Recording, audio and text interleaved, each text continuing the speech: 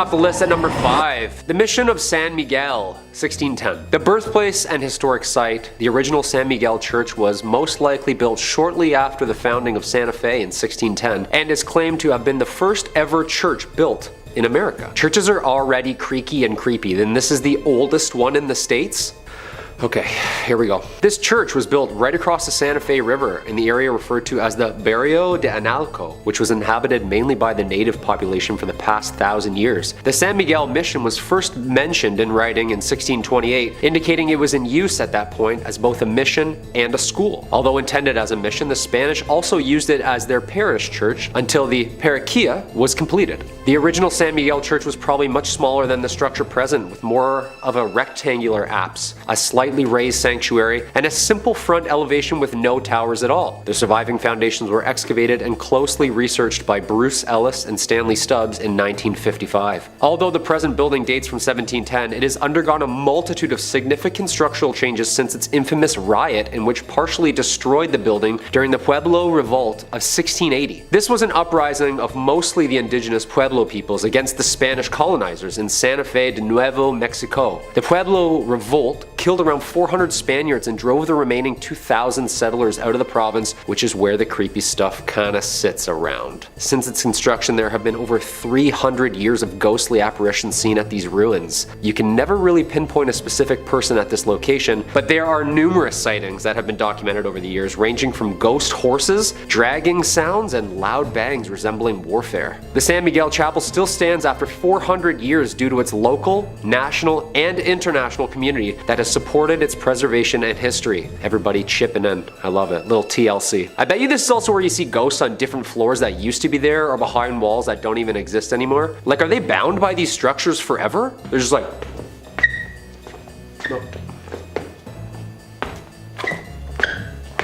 Forever? Number 4, La Posada Hotel, 1882. Located at 330 East Palace Avenue in Santa Fe, New Mexico, La Posada Hotel is more than 100 years old, finishing construction in 1884. A lively and prominent spot for celebrities in town during the 1900s, it was originally built to be the home of Mr. Abraham and Mrs. Julia Stabb.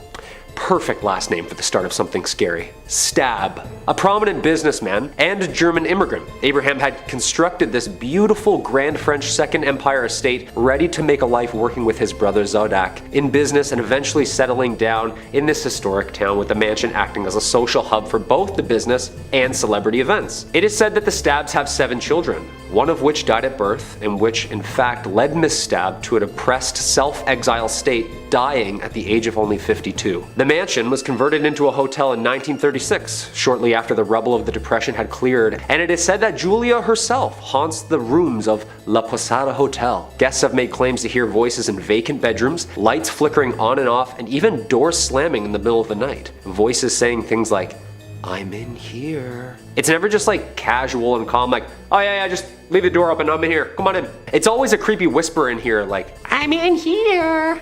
Too creepy. La Posada Hotel Resort and Spa still remains one of New Mexico's most haunted hotels and is active and encourages overnighters to check out the Julia Stabb package, which involves a ghostly tour, history lesson of the grounds, a lovely dinner away from the kids, and a day done right by the pool or spa. Unfortunately, I won't be taking them up on the Stabb package at any time soon. Not at all. No chance. I hear one thing in the middle of the night and I'm out, and I'm up quickly. 12 seconds flat, I'm just like... Number 3, the Old State Penitentiary, 1885. The Old State is located 15 miles south of central Santa Fe and is an active men's maximum security prison that was built in 1885. Acting as a prison system for the US, the prison saw 3 massive riots in its entirety, including 1922, 1953, and the worst and most bloody riot of all, 1980. One of the worst prison riots in American history. It's presumed to be the reason behind its haunting reputation. On February 2nd, 1980, several inmates initiated a riot which led to the inmates gaining control over the prison for a full day and a half. Unfortunately, at the time, post-70s, the prison was overcrowded, underfunded, and riddled with untrained, fresh-faced security guards, with the rampant need for excess bodies due to the overgrowing inmate count. After escaping and organizing this event, the cellmates then tortured 12 prison guards and brutally murdered 33 other inmates. These riots soon became medieval in nature. gruesome, and truly evil. The most famous area for paranormal sightings can be heard and seen around cell block 4. Men here were brutally butchered, dismembered, decapitated, and some even hung up on the cells and burned alive.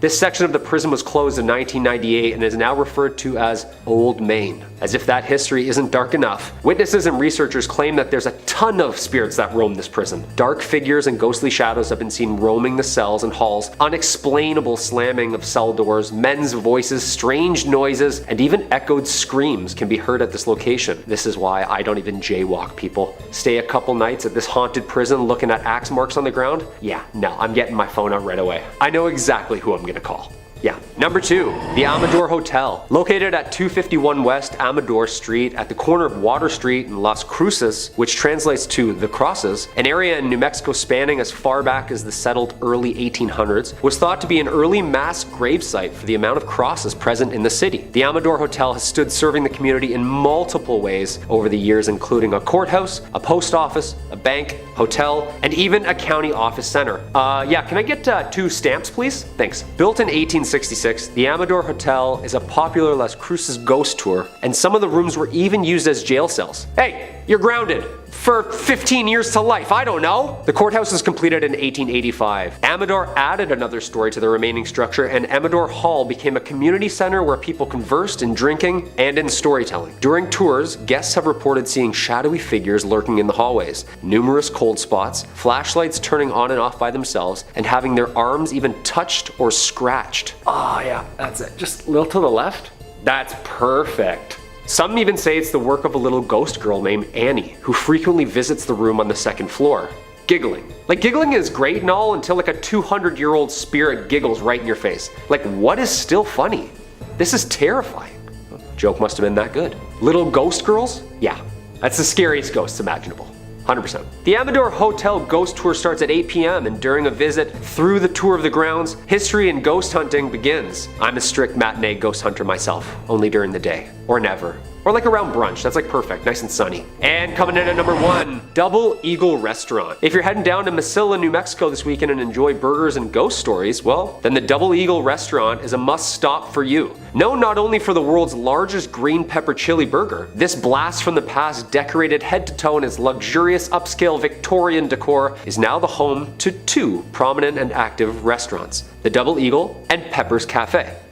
Alright, here we go, let's dive in. Possibly the world's most haunted restaurants, originally owned by the Mace family, owning one of the leading and most lucrative import-export businesses in Santa Fe, was Senor and Senora Mace. Senora Mace expected only the best for her eldest son, Armando. Mothers and their sons, right? Always imaginarily wiping something off their faces. Come here, there's more. There is grim history here, involving 2 forbidden star-crossed lovers and a pair of sewing scissors.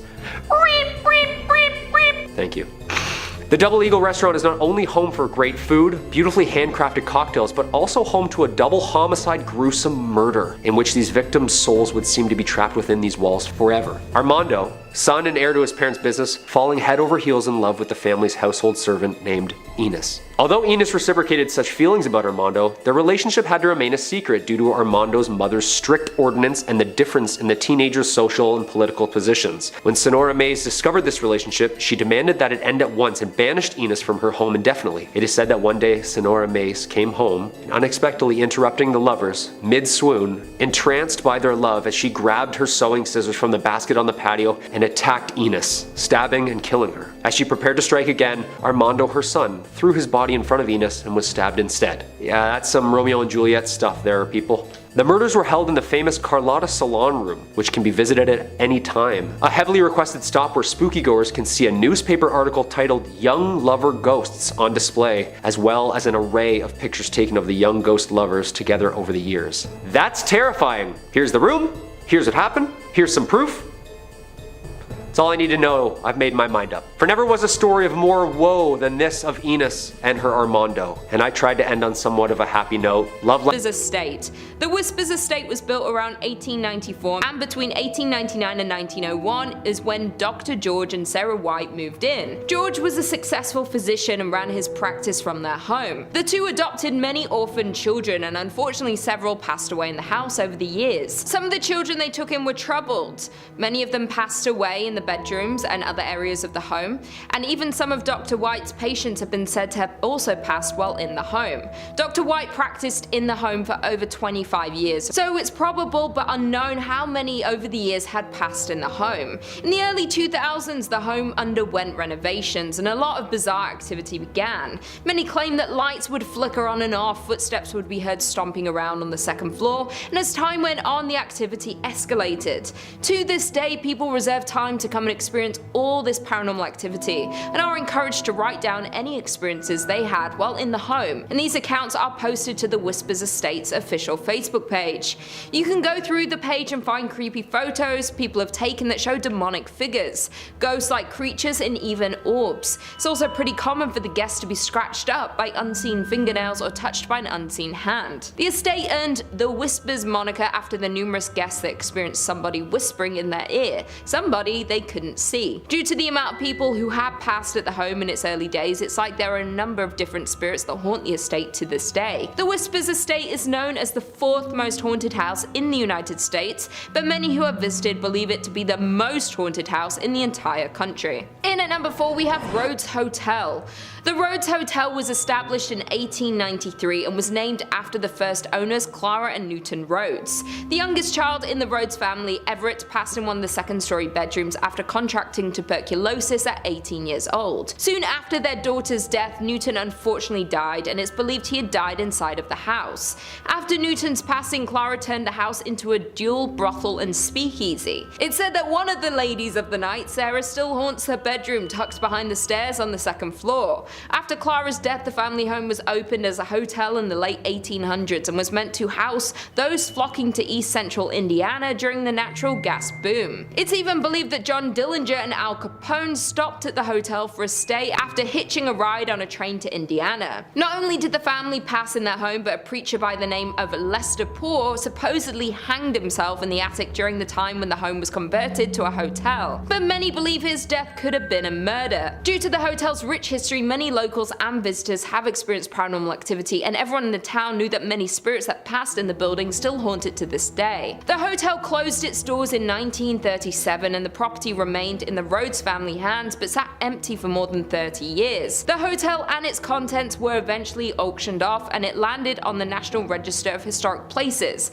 and the hotel saw 3 owners before the Haleys took it over for restoration. The Rhodes Hotel was purchased by Clint and Linda Haley in 1995, and they heard rumors about the haunting of the hotel, but this didn't faze them. They were more worried about the work they'd have to do to restore the home. The Haleys claim that they didn't encounter any paranormal activity, but many find that hard to believe. The hotel was up for sale again in 2017 when a man by the name of Couch took it over for his charity. Couch had launched the Lost Limbs Foundation 4 years earlier, which raised funds for prosthetic limbs for children. To this day, Couch's charity has owned and run the hotel. Not only had it been named among Indiana's most haunted places, but the hotel is consistently booked for private and paranormal investigations. The overnight investigation tickets can get up to $200, and this hotel attracts people from across the country. There have been many investigators that believe there is extensive activity in this old hotel, and people have captured a figure-like shadow moving across the living room curtains with the use of night vision cameras. Most commonly, people hear whispers and the second floor creaking when no one is inside. Unlike the Haleys, Couch said he's seen and heard supernatural happenings in the hotel since moving onto the property in 2017. He's heard footsteps on the staircase, the property camera has turned off randomly,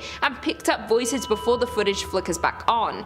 Once, while hosting an investigation, Couch said he witnessed one of many Victorian dolls left behind from a previous owner jump off of its chair. In at number 3 we have Avon Bridge. The Avon Bridge is known to be haunted by almost every local living in the area. It is a massive trip-arch railroad trestle spinning a rural road over White Lick Creek. The bridge is a fascinating landmark in Hendricks County with lots of legends and history surrounding it, some more sinister than others. There are a few historical facts about the bridge that we do know. It was built in 1906 off County Road 625, was designed by W.M. Dunn, and is still used today. Many haunted stories surround this bridge and the area surrounding it. One story claims that a mother had been walking on the tracks and fell to her death. The mother's wailing could be heard when you drive under the bridge. It's common for many locals to honk when driving under the bridge in an effort to muffle her screams. screams. Another story is that a drunk rail worker slipped during construction and was buried alive in the wet cement. The tale is that when a train goes over the bridge, people claim to still hear his moaning. Many locals say that if you go near the bridge at night, you will hear moaning and can see a ghostly figure of a ghost, or even 2 or 3 at a time. If you're traveling near the bridge on a hot summer day, you may be witness to the ghost tears streaming down the concrete.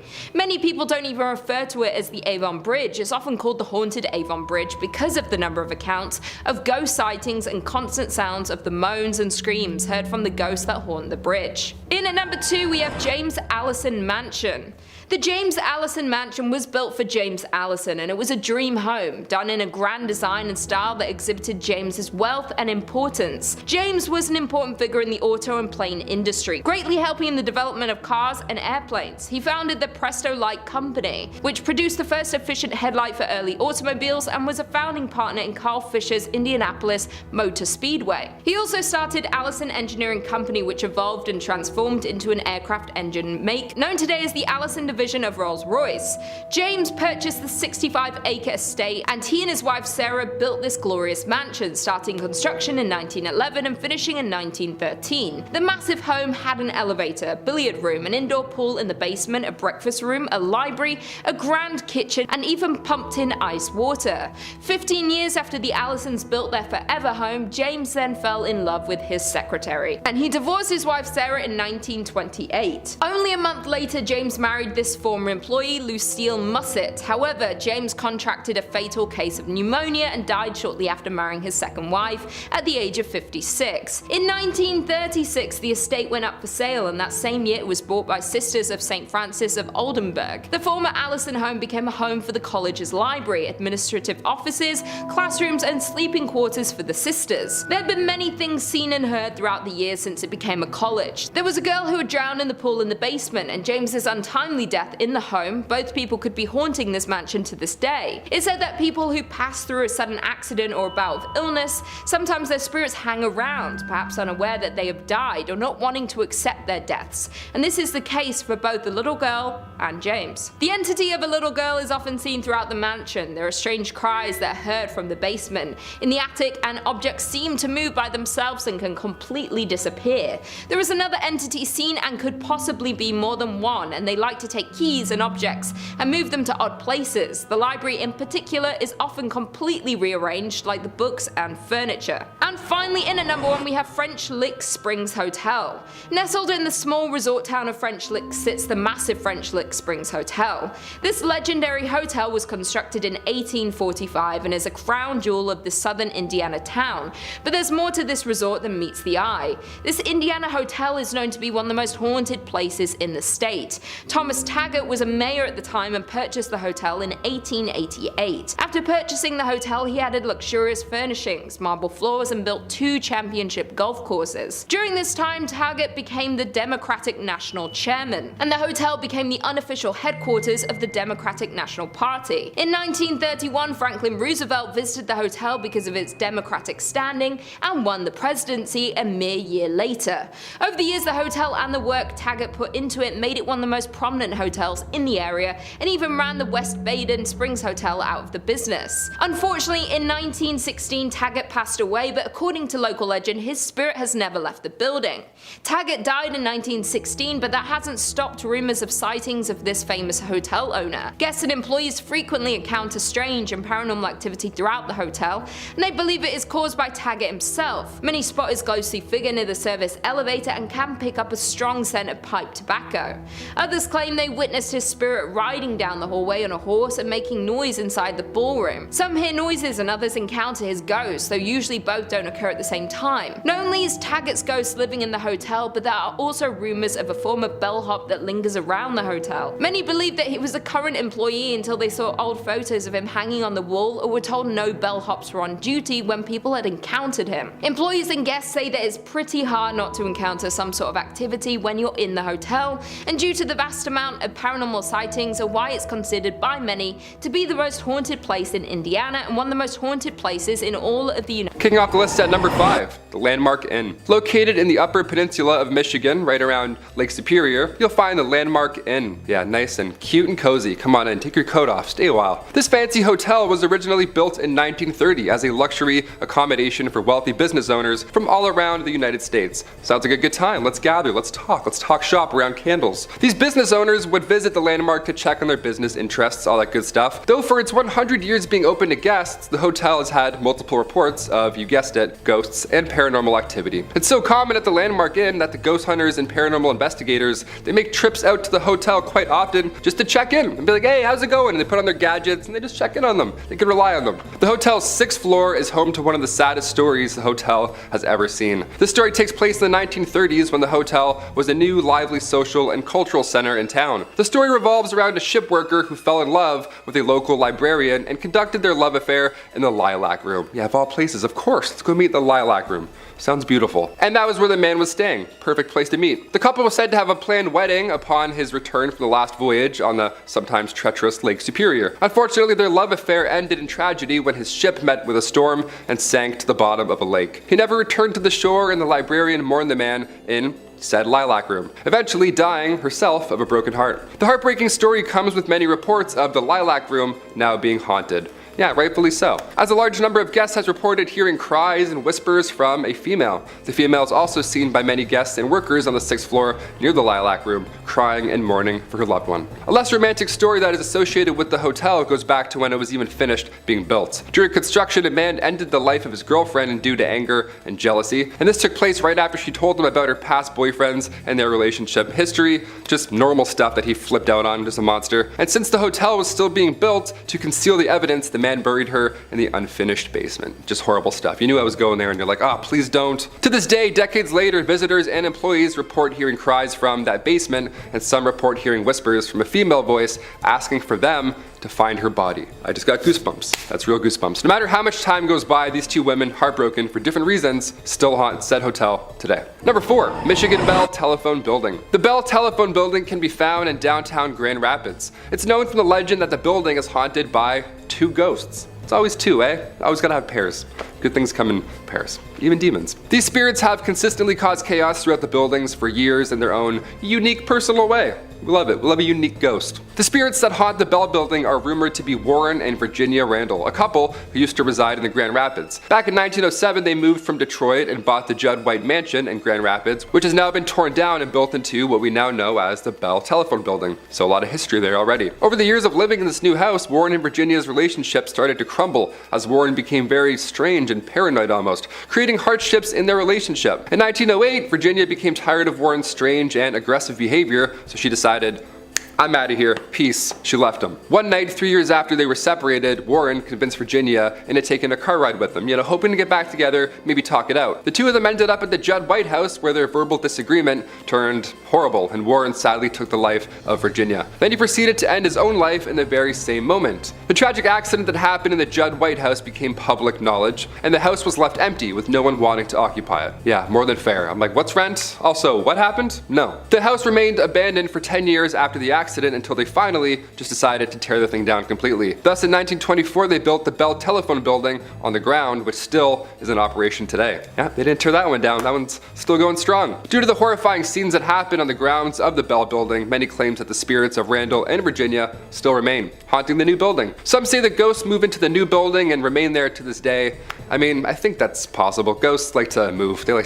They can go through walls. They can probably relocate. Through the years of operation in the office building, visitors and employees all report being harassed by strange late night calls, which have been traced back to be coming from inside of the building itself. Yeah, inside the house. You guessed it. It's upstairs. That's so scary. Due to this and the strange eerie feelings that the employees feel while they're even working, it's safe to say Randall and Virginia may remain on the grounds. Most likely. They're definitely there. It sounds like they're there. They're for sure there. Number 3, the Henderson Castle. Established in 1895, this castle is a hub for many spirits and paranormal activity. I mean, it's a castle. The original owners, Frank and Mary Henderson, are said to haunt the castle as they passed away back in 1899. Yeah, I wouldn't want to leave either.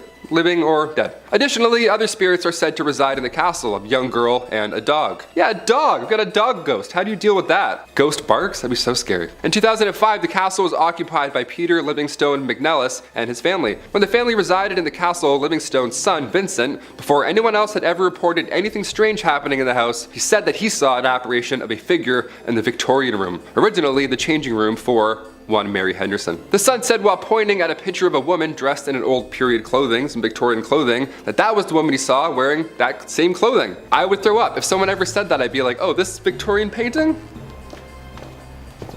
And one former innkeeper who stayed at the castle each night told Livingstone on numerous occasions that she also felt a presence coming up and down the staircase, a movement passing her on the stairs when she would walk by. Ugh, these are scary. Top 5 is like, or top 10 is scary fish. This is hard. This is some scary stuff. 9 a.m. I'm already getting spooked. While now the castle is being used for a bed and breakfast, guests have fallen victim to ghosts as well. Yeah, it's not over yet. The Henderson Castle is a very paranormal active ground that many ghost hunters have investigated, and they've confirmed, in fact, that it's haunted by spirits. I trust them. The people that can go into these castles and physically do this, I'm like, yep, I trust your opinion, whatever.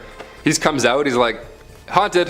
We're like, thanks, Daryl. This has been confirmed as these ghosts have interacted with many paranormal investigator teams, in addition to guests and employees of the castle. Yeah, they're just harassing everyone. The ghosts seem to be friendly, not evil whatsoever, so that's a good side, I guess, to being haunted by ghosts. They have been known to speak and physically touch guests and employees. Just they touch them on their back, side, shoulder, always in the back. You never see it coming. It's always in this region. Not only that, but there's also been reports of radios making weird noises or turning on by themselves, even though they're either unplugged or just either turned off. Both bad, both scary. Guests and employees have also reported hearing footsteps upstairs, slamming doors from unexplainable sources, and some ghosts have been wearing the clothes that they wore while they were alive. Clothes that they wore while they died in, probably. As the spirit of Mary Henderson has been reported as many guests at the top of the staircase, wearing her usual getup. Imagine being like a clown, like a jester, and then you die in that, and that's what you look like as a ghost. You're like, what? I was doing a mascot gig. I don't want to look like a shark forever. Number 2, Alligant Lodge. The old Alligant Lodge was built in 1909. It was used as a psychiatric and TB hospital until its closure in 1948. The lodge was a former hospital that was frequented by mobster Al Capone, and one that many say is haunted by at least 7 different ghosts. Yeah, you thought 2 was bad. Add 5 more. Now we got 7 ghosts. And it's currently on the auction block in Alligant. If you have a lot of money and bravery, there you go. While the structure was originally built by physician John Robinson in 1909, somewhere in the 1920s, it was sold to a doctor from the Chicago area who had allegedly had underworld ties. That's a great doctor. That's just who you want working on your pancreas. Brought pancreas back today. The facility was supposedly frequented by mafia figures such as Al Capone, the Prohibition-era Chicago mob boss, and his men. Yeah, well, they needed medical attention or when they simply needed to get away from Chicago, this is where they'd go. The old Elks Lodge, Al Capone. He's like, oh, it's cozy. They have great soup. Years later, it was used as an Eagles Lodge and an Elks Lodge. And in 2010, it was acquired by an Alligant woman who began renovating the property, but now she wants to sell it. Yeah, can't imagine why. Because one of the former doctors who owns the lodge had underworld ties, maybe? Something like that? I don't know. It led to a lot of people believing that there's a lot of undercover stuff about this lodge. It's still happening to this day. I don't know why I'm doing this like it's like over there, but I'm like, there's something going on in that lodge. Especially as it's known to hold 7 different paranormal entities, like I mentioned previously. For many years, employees and visitors have told stories of spirits who relentlessly roam the building. Some of the paranormal activity that has been experienced here includes cabinets opening up by themselves in the kitchen, sounds of children laughing, it's always calming in the morning, photographic anomalies captured throughout the building, and like you name it, shadowy figures in the basement, all bad. Notably where the morgue was located, the basement, good stuff, a lot of stuff happening in there. They'd be knocking on the front door, indiscernible conversations, and ringing at the doorbell when no one was present. Yeah, good stuff. Again, I have goosebumps, they're back. Guests also heard footsteps and the sound of hospital activity long after being used as one. They'd also see full-bodied apparitions of children. They would just see ghost children. That would be it. I wouldn't have to see any more. I would just see the ghost children and be like, again, see ya. Like that's. And finally, number 1, Point O Barks Lighthouse. There are plenty of lighthouses in Michigan, and plenty of them are rumored to be haunted, of course, because they're lighthouses and they're creepy, as they normally are. And this one is no exception. Built in 1847, real old, a lot of history with this one. The lighthouse is located on Point O Barks. As the legend goes, early to mid 1800s, Peter Shook had been Point O Barks' first lighthouse keeper. He was the OG. In 1849, Peter drowned while he and a couple of friends were sailing to Port Huron to pick up supplies for the Lighthouse. He left behind 8 kids and his wife Catherine, and she took over at that point for Peter's duties, thus becoming Michigan's first female lighthouse keeper. Since then, people have claimed to see the spirit of Catherine walking along the edge of a cliff dressed in mourning clothes, as she is still heartbroken by the loss of her lover, of course. As we talked about earlier, ghosts like to wear the things that they were, that they passed away in. Again, would hate to be a clown outfit, that would suck. She had also been spotted in the window of the second floor wearing an apron, along with an apparition being seen, footsteps ascending and descending the tower stairs, and giggling has also been heard. Yeah, you hear giggling and there's cold spots, therefore haunted, for sure haunted. And the smell of burnt tobacco has also been wafting through the air many a times. Lighthouses are pretty stressful, more than fair. When paranormal investigators, specifically the Southeast Michigan Paranormal Society team, when they had a 2-day intensive investigation after their search, they concluded that they believe that there is every reason for the lighthouse to be haunted. The investigators did some electric voice phenomenon work in the living room, and then they heard loud thuds from overheard. Like, where did they get this gear from, Like, I want this gear. I have some questions of myself going on in the apartment. I want to swing it around a bit. A sound of something scraping along the floor as well, and additionally, during their investigation, the rocking chair had moved 2 feet and was still moving. Just love to keep rocking around. We love that. We love haunted rocking chairs. We love unexplainable forces. While they were upstairs, they also reported hearing heavy footsteps from another unknown source. So many ghosts, there's rocking chairs, people moving around, working in the basement. It doesn't sound like the afterlife is a peaceful one, if I'm being honest. Sounds like there's a lot of to do after you die. I'm not really looking forward to it. I thought I could just kind of float around in your paintings, but now it sounds like I'm gonna have to go and wear this. Wear my morning clothes, who knows? Number 5 on this list is the Sealbach Hotel. Sealbach Hotel is located in the heart of Louisville and has been there for quite some time. Virginia Travel Tips says, in 1905, the Sealbach Hotel in Louisville opened its doors. For more than a century, this exquisite historic hotel has functioned as one of Kentucky's most important historical landmarks. The hotel, on the other hand, is notorious for its ghostly activity. Patricia Wilson, the Lady in Blue, is one of the hotel's most famous sightings. She was a woman who had recently divorced her spouse and intended to meet him later at Sealbach to try and work out their differences. Unfortunately, her husband died in a car accident and never showed up. She was devastated by the loss and she died not long after that. As a result, guests notice a woman in a blue outfit strolling around the hotel. Other ghosts have been reported at the hotel, and they include a woman dressed in old, worn-out clothing who was approached by a staff member attempting to communicate with her, but then she disappeared.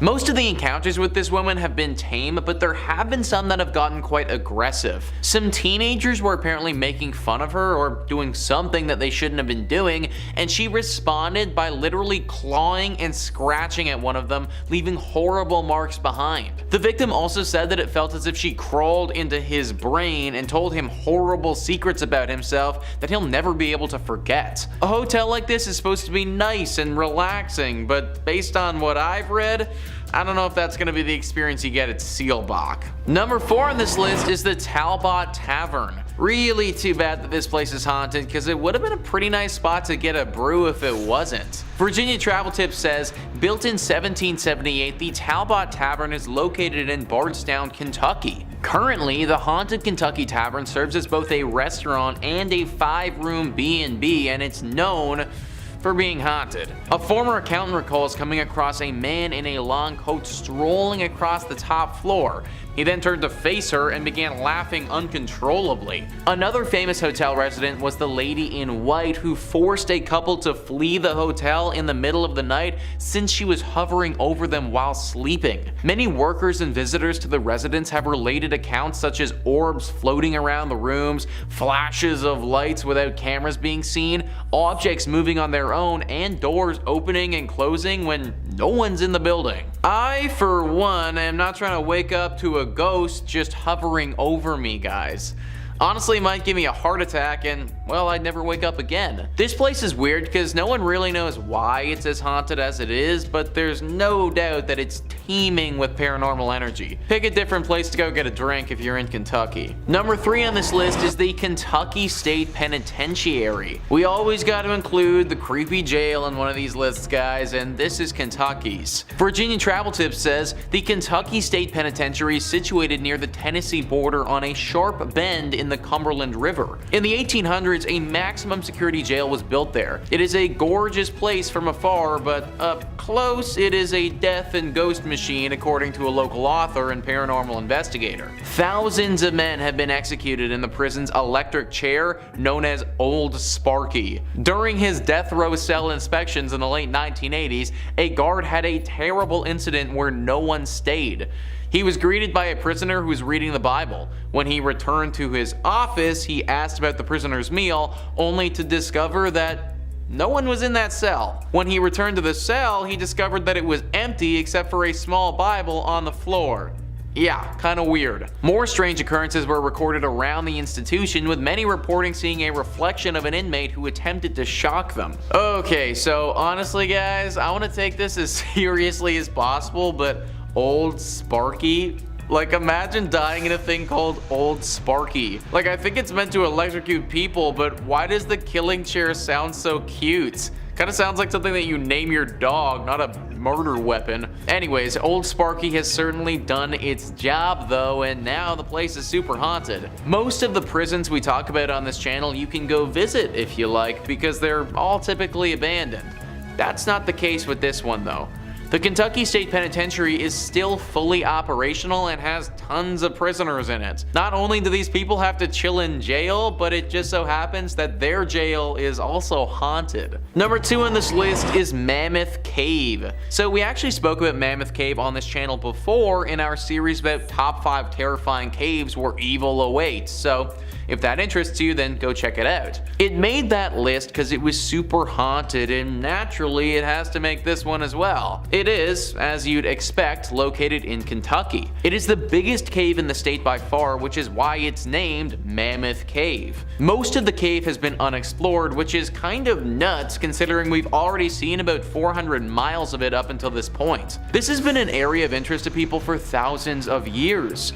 Back 4,000 years ago, it's believed that people used this cave to bury their dead. This was the first encounter this cavern saw of death, but it definitely wasn't the last. After the War of 1812, these caves were sold off and used as a place to mine salt. The workers of these mines were slaves and oftentimes were worked to death down there. After the salt had been mined, this place functioned as a spot for sick tuberculosis victims to go. Obviously, this created more death in this place and just contributed to what is a very haunted area now. Today, we get an array of ghostly apparitions popping up to people. Ghosts from all the way back 4,000 years ago have been seen, still lingering and clinging onto this cavern. People have seen the visions of slaves calling out for help and ghosts of sickly individuals as well. H.P. Lovecraft, one of the most famous fantasy horror writers, was inspired by this cave. Anything that inspired that guy is probably a spot that you want to avoid. And finally, number 1 on this list is Nata Tunnel. What is it about tunnels that's just so creepy? It feels like there are a few locations in the world that seem to attract paranormal activity, and tunnels are definitely right up there. Virginia Travel Tips says Nata Tunnel, also known as the Gateway to Red River Gorge,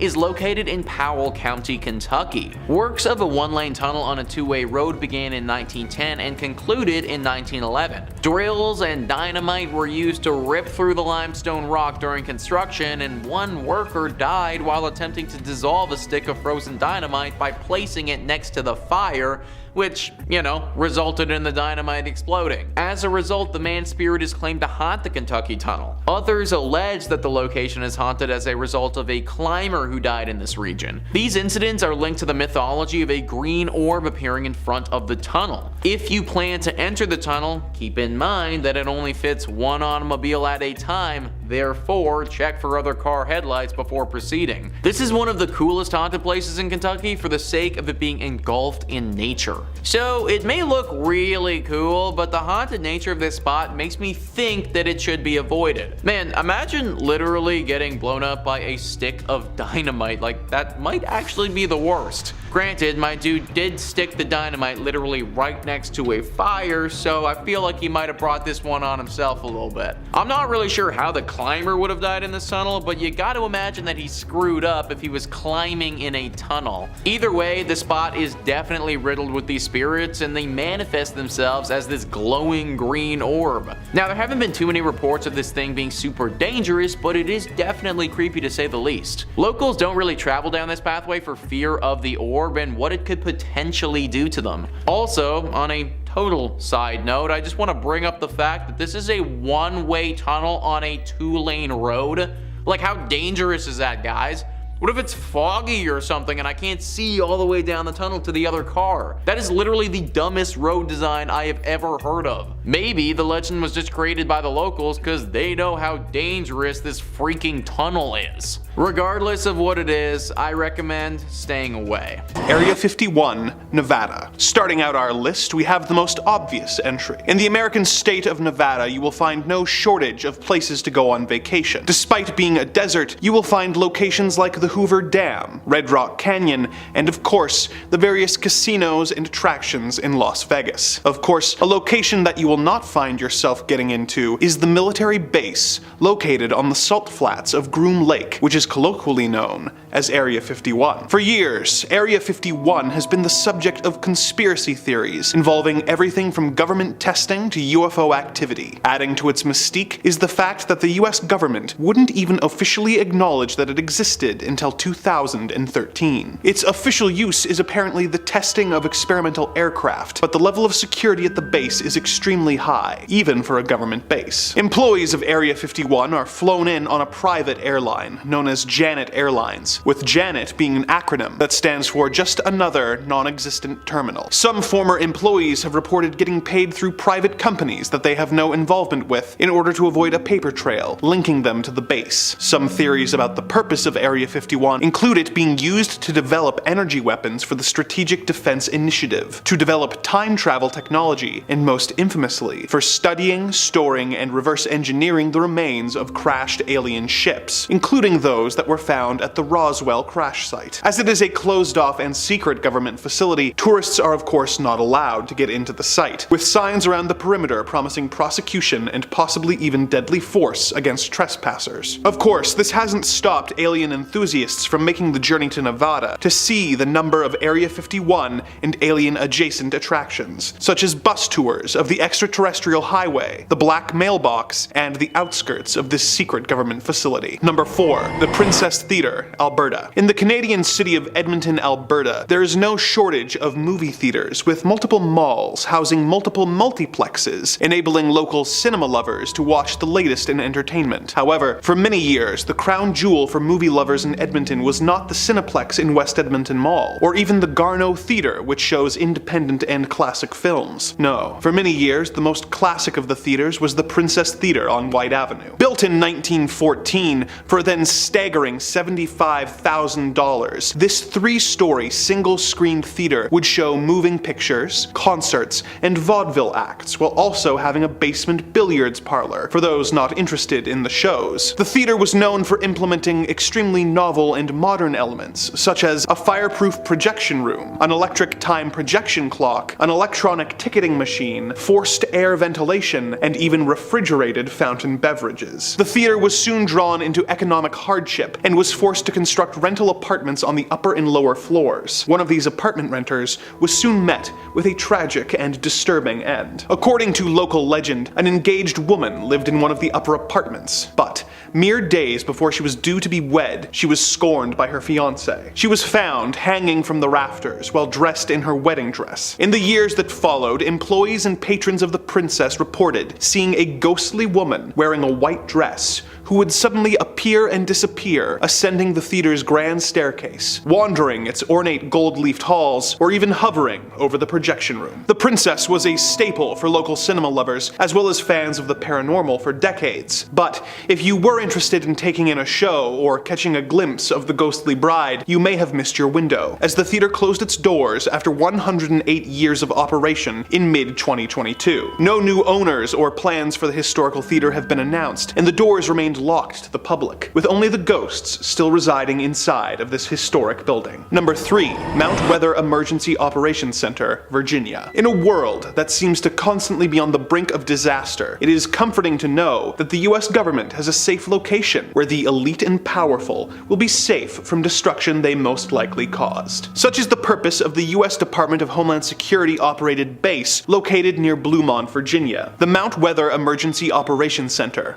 otherwise known as the High Point Special Facility, has been in operation since the late 1800s, when it was used as a simple weather station. In 1928, the observatory building became President Calvin Coolidge's summer White House, before being used as a civilian public service facility where conscientious objectors could serve the government during World War II without having to go into conflict. In 1959, an underground facility was completed and designated Area B. The other buildings that were referred to as Area A became training facilities for the Federal Emergency Management Agency, or FEMA. Around this time, it became a relocation site for high-level civilian and military officials in the event of a national disaster, such as an attack or massive natural disaster. It plays a major role in many of the United States government's contingency plans for maintaining the continuity of government. It has a high-frequency radio system, which connects it to most federal public safety agencies, which allows the president to access and use the emergency alert system so that they can broadcast emergency alerts or warnings. An example of its use was on September 11th, 2001, when the majority of congressional leadership were taken from Washington by helicopter and evacuated to Mount Weather. The National Art Gallery has also developed a program that would have the country's most valuable paintings helicoptered over to the facility in the event of an attack, in order to make sure important cultural pieces are preserved in the event of an attack that would otherwise destroy them. Obviously, this site is off limits to all but the most high level of people, and it is not open for tourists. But if you are nearby and see a large group of frantic-looking officials arriving by helicopter, or you see a message on TV from the president being broadcast from this facility, be very afraid, as it means that something terrifying and horrible has or is about to occur. Number 2. Boblo Island Amusement Park, Ontario. North America has no shortage of amusement parks for families and thrill seekers alike to visit. The Canadian province of Ontario has several to choose from, including Canada's Wonderland, Great Wolf Lodge, and Splashdown Niagara. One theme park that you won't be able to buy a ticket for, however, is the Boblo Island Amusement Park, located on the island of Bois Blanc, just above the mouth of the Detroit River. The park was opened in 1898 and used a ferry system to service guests from Ontario and Detroit and bring them to the island, where they had a variety of attractions to keep them occupied and having fun. Some of these included the Falling Star, a log flume, a theater, a sky tower, a Ferris wheel, a zoo, a carousel, and a dance hall, financed by Henry Ford himself. It also had 3 roller coasters: the Screamer,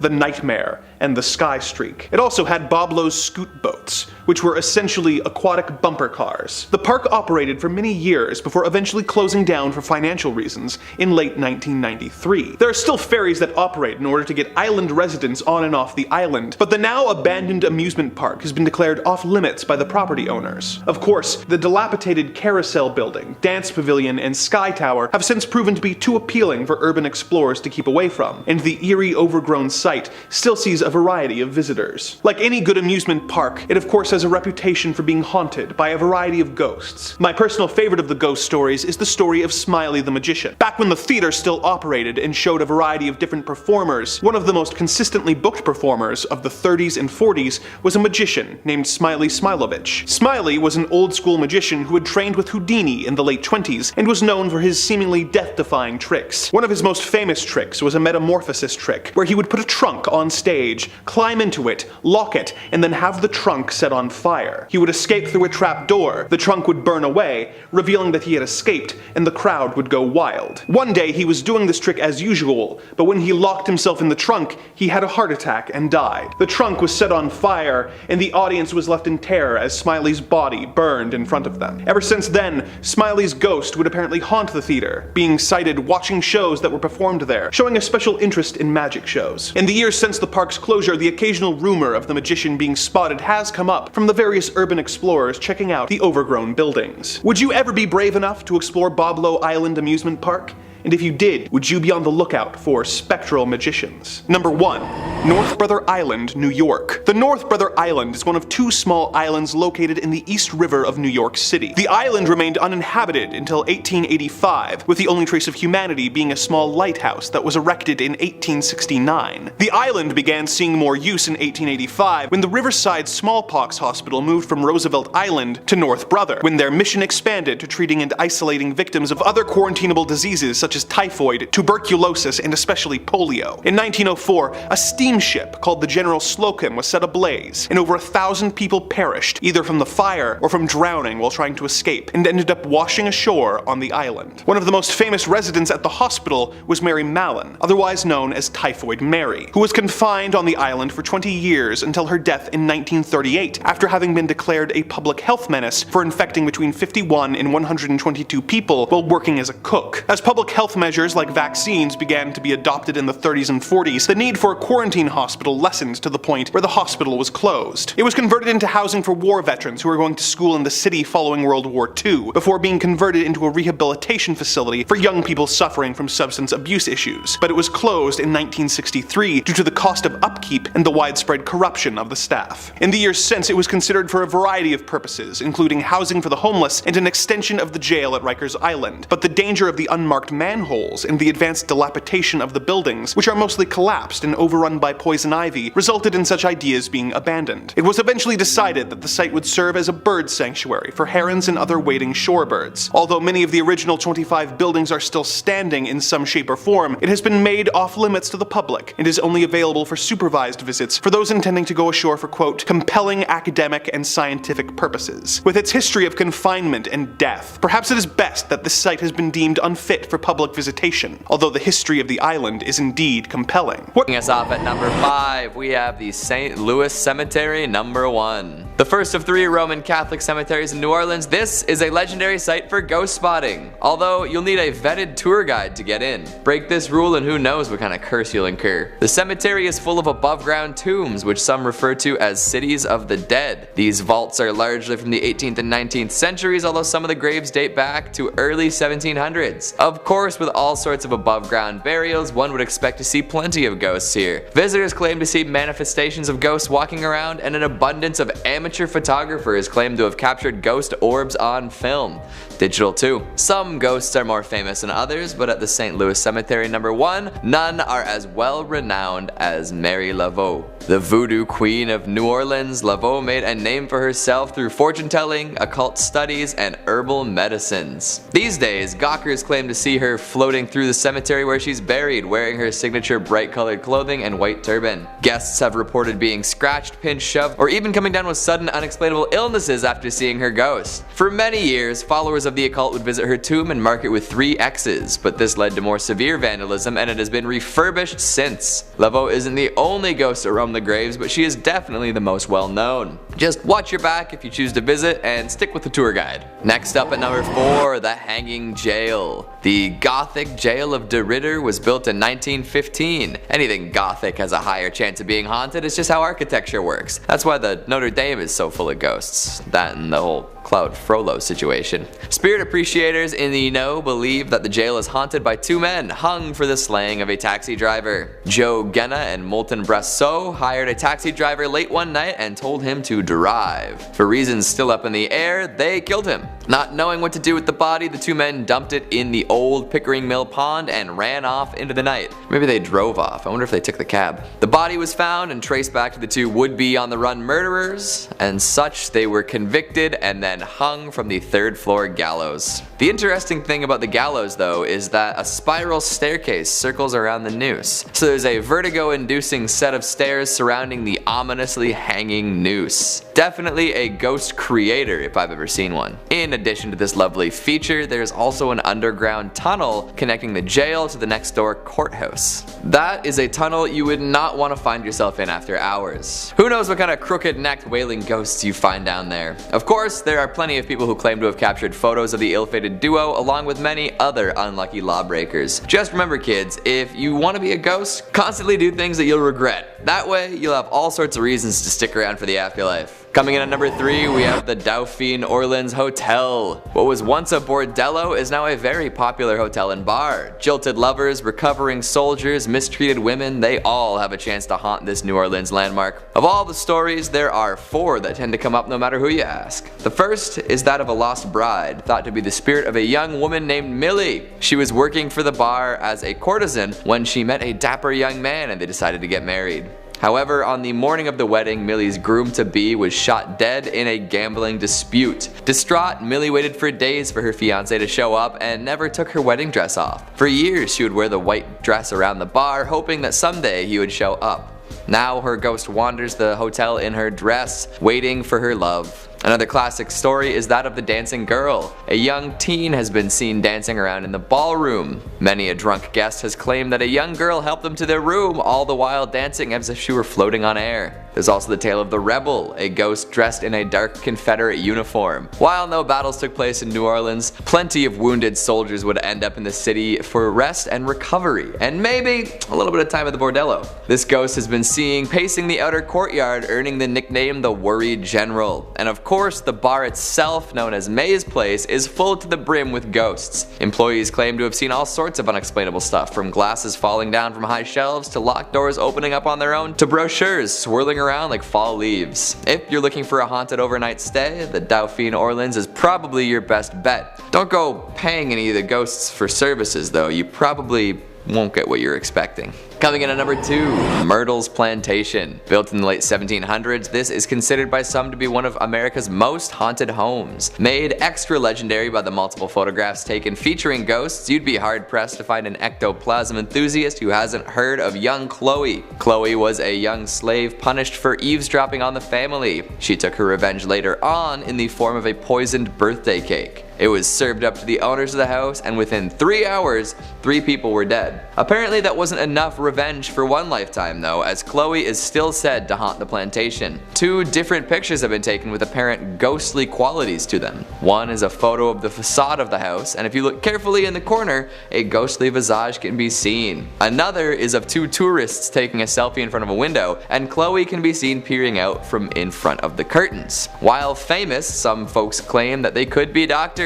What do you think? After the Chloe incident, many later owners suffered death and murder tragedies while living at the house. Their ghosts have also been seen roaming the grounds. These days, most of the scary stuff is directly ghost related, so I don't know if it's still dangerous or just a spooky tourist attraction. Maybe the spirits like the attention they're getting from the public and would rather not kill anyone else. And finally at number 1, the Laori Mansion. Back in the 1830s, the Laori family was extremely well-to-do, especially Delphine Laori. She was a well-respected member of society and known for throwing lavish parties. All was well and everyone had their fun until disaster struck. A fire swept through the building, burning much of it to the ground. Among the rubble, firefighters found the bodies of chained and tortured slaves in a hidden chamber. It appears that Delphine would perform unnecessary surgery on these poor helpless folks too. By the time all this was figured out, the Laloris had fled the country, never to be seen again. With no way for justice to be served, the souls of the people held here remained, looking for revenge. Pretty much all future owners of the property quickly left after moving in. The ghosts haunting the walls are pretty aggressive too, with many people reporting bizarre physical assaults by forces unseen. Today, ghost hunters say that it's the most haunted house in the French Quarter. Historians dispute this, but that's not going to stop the Phantom fans from traveling to the haunted mansion. We have Hotel Park Central. Located on Central Avenue in Albuquerque, you'll find Hotel Park Central. The original building was constructed in 1924 and served as a hospital. It was then purchased in the 1980s and transformed into a mental health hospital. However, in 2010 a major renovation occurred with a $21 million investment, and it became the luxury hotel that we know today. The hauntings in this building date back to the time it served as a hospital. Patients would report seeing apparitions, hearing voices, seeing objects move, and feeling the presence of other beings when nobody was there. As well, when it was a mental hospital, it was known by patients and workers that on the top floor on the right wing, there is a ghost of a woman that likes to watch people in the hallways. Patients also reported having their bedsheets pulled off them in the middle of the night.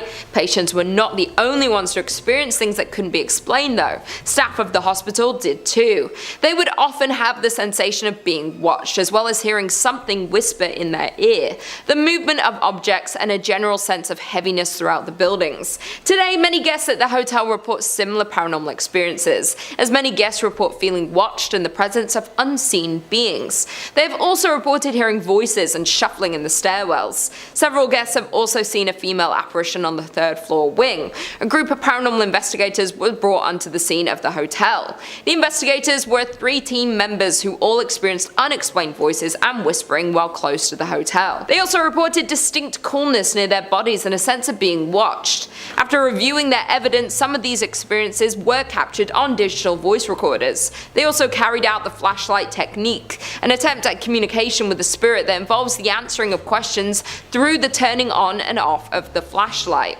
This was a success, with several responses captured on video. In at number 4 we have the St. James Hotel. Built in 1972 by Henry Lambert, the St. James Hotel was established. Found in Cimarron, New Mexico, the hotel is known to be one of the most haunted places in America. The St. James Hotel is said to remain host to several restless spirits. Both the owners and the hotel guests will tell you that many unexplained events haunt it. Several psychics have visited the hotel and specifically identified 3 spirits and many others who passed through to relive their experiences. The hotel's second floor is the most active, with stories of cold spots and the smell of cigar smoke lingering in the halls. A prior manager commented about the spirits that linger in the hotel and said, "You never see them, but you do feel and hear them."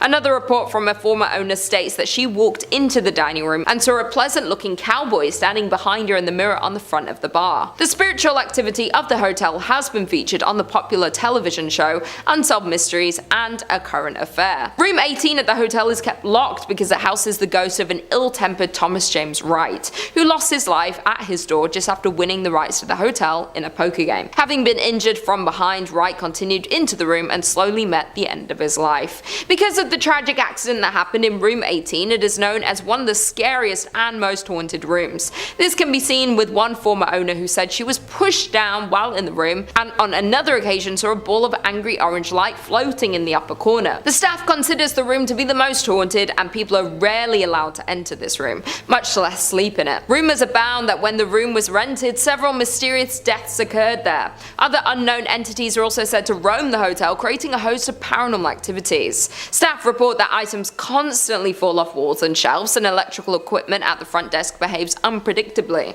Others have reported cold spots throughout the historic inn, lights that seemingly turn on by themselves, feelings of being watched by unseen eyes, and cameras that cease to work inside the hotel, strangely returning to normal after leaving St. James. In at number 3 we have Kaimo Theatre. Built in 1927, this grand palace of a theatre certainly is a masterpiece of Pablo Deco fused with Art Deco. The creation of this beautiful southwestern style theatre was financed by a hardworking wealthy entrepreneur, Oreste Bacecci, who wanted to fulfill a lifelong dream of building a grand theatre which would rival other larger-than-life movie palaces that were springing up around the United States. A large fire in 1963 destroyed Kaimo Theatre's iconic stage and much of the building, prompting the Bacecci family to demolish it. In 1977, the same year, the theatre was listed on the National Register of Historic Places. The citizens of Albuquerque voted to purchase Kaimo Theatre at a steep discount. In return, the city of Albuquerque offered to fund the restoration of the landmark attraction. With the change of hands, local restoration experts were hired to restore Kaimo Theatre to its former glory. The hauntings of Kaimo Theatre can be traced back to a freak accident that happened in the late afternoon on August 2nd, 1951. Back then, hundreds of moviegoers were in Kaimo Theatre to catch the latest films. Without warning, a water heater located in the theatre's lobby exploded, sending scalding hot steam and plaster into the air. A total of 8 people were injured in the accident, including one person losing their life, Bobby Darnell. Since then, the theatre is said to be haunted by the ghost of Bobby. Performers and staff of Kaimo Theatre have all reported strange and unexplainable activities happening in the theatre. In particular, donuts placed backstage for performers would often go missing. To appease the spirit of Bobby, an altar was erected beneath the stairs to the dressing rooms. Toys, sweets and donuts would be placed before every major performance to ensure the success of each show. Those who didn't would face a disastrous performance. Kaimo Theatre's technical manager Dennis Potter recounted an incident in December 19 1986 when the donuts were removed by Andrew Shear, director of A Christmas Carol, just minutes before the first show. It did not take long before the disaster occurred. Electrical cables fell, lights exploded, doors on the set opened without warning, and performers had forgotten their lines. After the end of the disastrous show, the donuts were promptly replaced and the next show went off without a hiccup. However, an interview with Andrew contradicted the Potter's story, with the former claiming that the donuts were never removed or replaced. Apart from the unexplainable disruption, staff working at Kaimo Theatre have also reported seeing the ghost of Bobby, dressed in a striped shirt and blue pants. The ghost of Bobby is often seen loitering on the lobby staircase looking for the next victim of his harmless shenanigans. In at number 2 we have La Fonda Hotel. Standing in Santa Fe, New Mexico, there is the historic La Fonda Hotel. Over the years the hotel was destroyed and rebuilt several times over. In 1821, when Captain William Becknell blazed the path of what would become known as the Santa Fe Trail, he stayed at a La Fonda where the trail terminated at the town central plaza. As more and more pioneers traveled the Santa Fe Trail, the La Fonda became a popular destination for trappers, traders, mountain men, soldiers, politicians, and the like. The current La Fonda was built in 1922 on the site of the previous inns. In 1925, it was acquired by the Atchison, Topeka Santa Fe Railroad, which leased it to Fred Harvey. For more than 40 years, from 1926 to 1968, La Fonda was one of the famous Harvey houses, a renowned chain of fine hotels. Today, the La Fonda Hotel is said to host not only travelers visiting Santa Fe, but also several ghosts.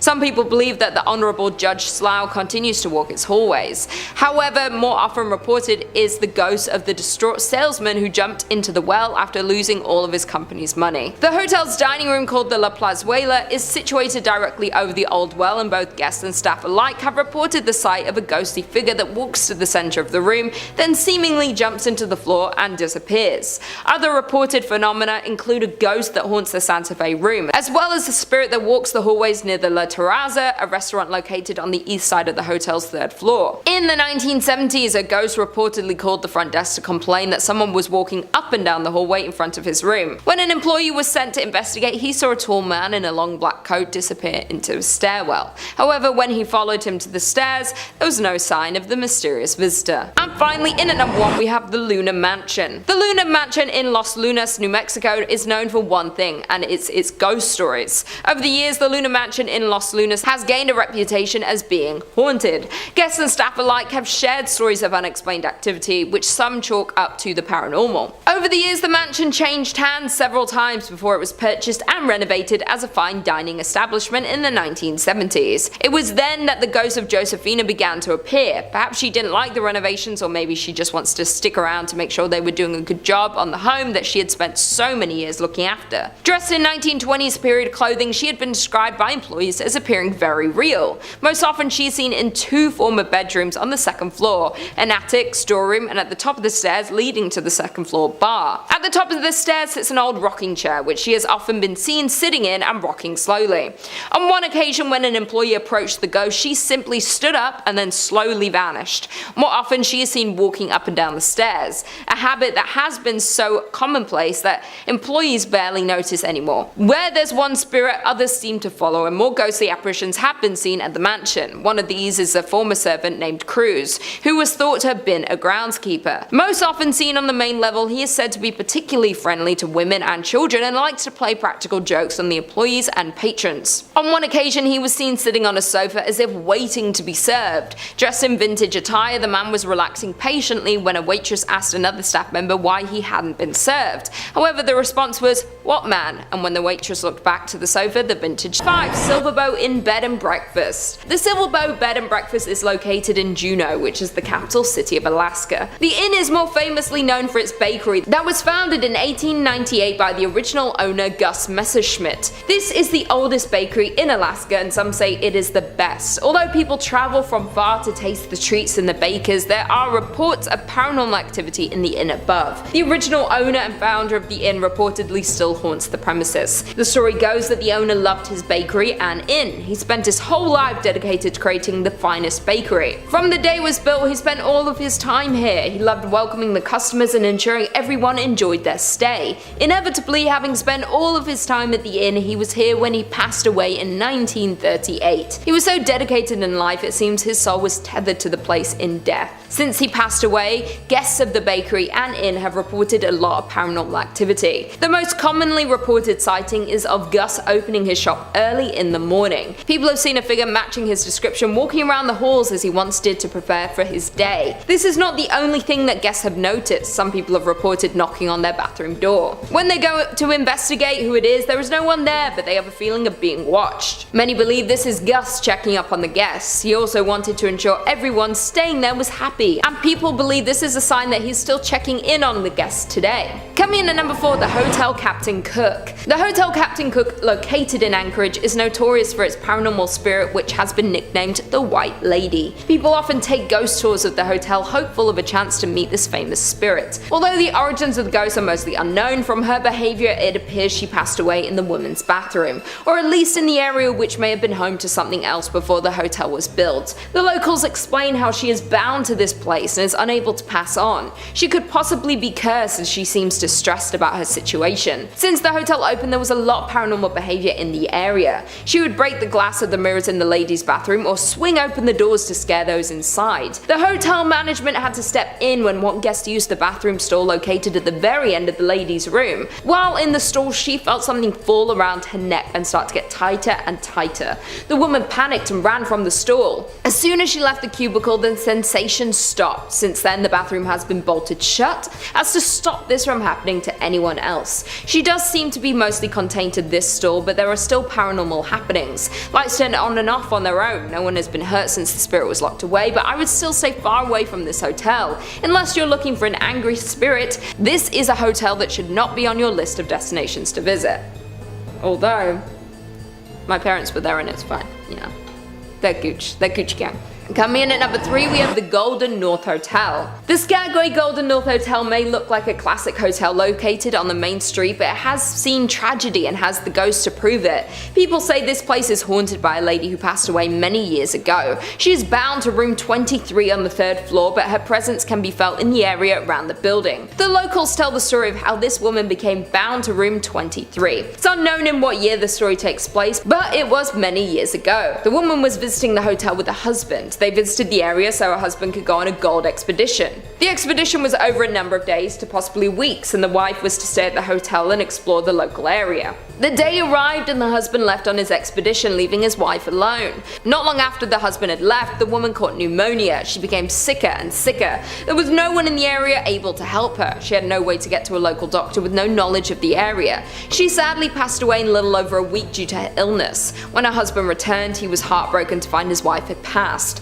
She had been laying in their room for weeks awaiting his return. The locals were shocked to hear what had happened, and horrified no one had heard her cries and helped her survive her ailment. Since then, she has been bound to the room. Other guests have heard sounds coming from the room which remains empty. The spirit can be heard coughing or choking. Some have said they saw her from the window of the hotel when walking around the area late at night. Some have even heard her cries for her husband. When anyone tries to investigate the room, they just find it empty and cold. The cold of the room takes over you as soon as you open the door. You can feel you are in the presence of a spirit and are overcome with sadness. Coming in at number 2, we have Independence Mine. The Independence Mine, now known as the Independence Mine State Historic Park, is the site of a former gold mining operation. It is located in Palmer, Alaska. The mining history in the area dates back to at least 1897. The mining town now sits abandoned. The operations were temporarily halted in 1950 with the plan to eventually resume operations. They were never able to resume the operations. This resulted in a well-preserved collection of mining equipment and buildings. Although weather has taken its toll, many of the buildings still stand today. As we know, with many mines, there are often accidents due to the dangerous nature of the work. Parts of the mine would often collapse. The mine is now a big tourist site as a look into the life and work of miners in 1897.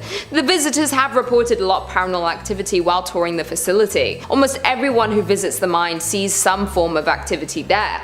There are many apparitions that appear. They walk around the mine as if they were doing their usual day's work. Some have even seen cigar smoke coming from certain locations. You can smell and see the smoke, but but there are no cigars in the area that could be making the smoke. Tour guides have noted that they often have the feeling of being followed. They can feel themselves being watched each time they tour the facility. Some have even found footprints that don't belong to them or anyone in their group. Although there is a lot of paranormal activity in the area, tourists still come to see the remains of the mining town. The ghosts seem to be well intended. They may merely be echoes through time of the souls who passed here. As far as we know, there have not been any visitors who have been hurt during their visit. I would still be wary of visiting here though. Finally, in at number 1 we have At the White House. At the White House was built in 1902 and is now on the National Historic Register due to how long it has been standing in the community. It has had many issues since it was built. It was originally built as a hospital, then it was used as a daycare center, and today is used as a hotel. Any building that was used as a historic hospital has seen a lot of tragic passings. When the building was used as a daycare center, there was a tragic fire. The building caught fire in the 1980s. It was fully restored following this. During the fire, the young woman who owned and ran the daycare was trapped inside. After ensuring all of the children were safe, she became trapped and unfortunately perished. Since the fire, her apparition has appeared around the home. Most guests believe her to be a kind spirit, but she does bring on the feeling of dread and terror when she is in your presence. Guests at the hotel have claimed to be startled awake by the young woman standing at the foot of the bed.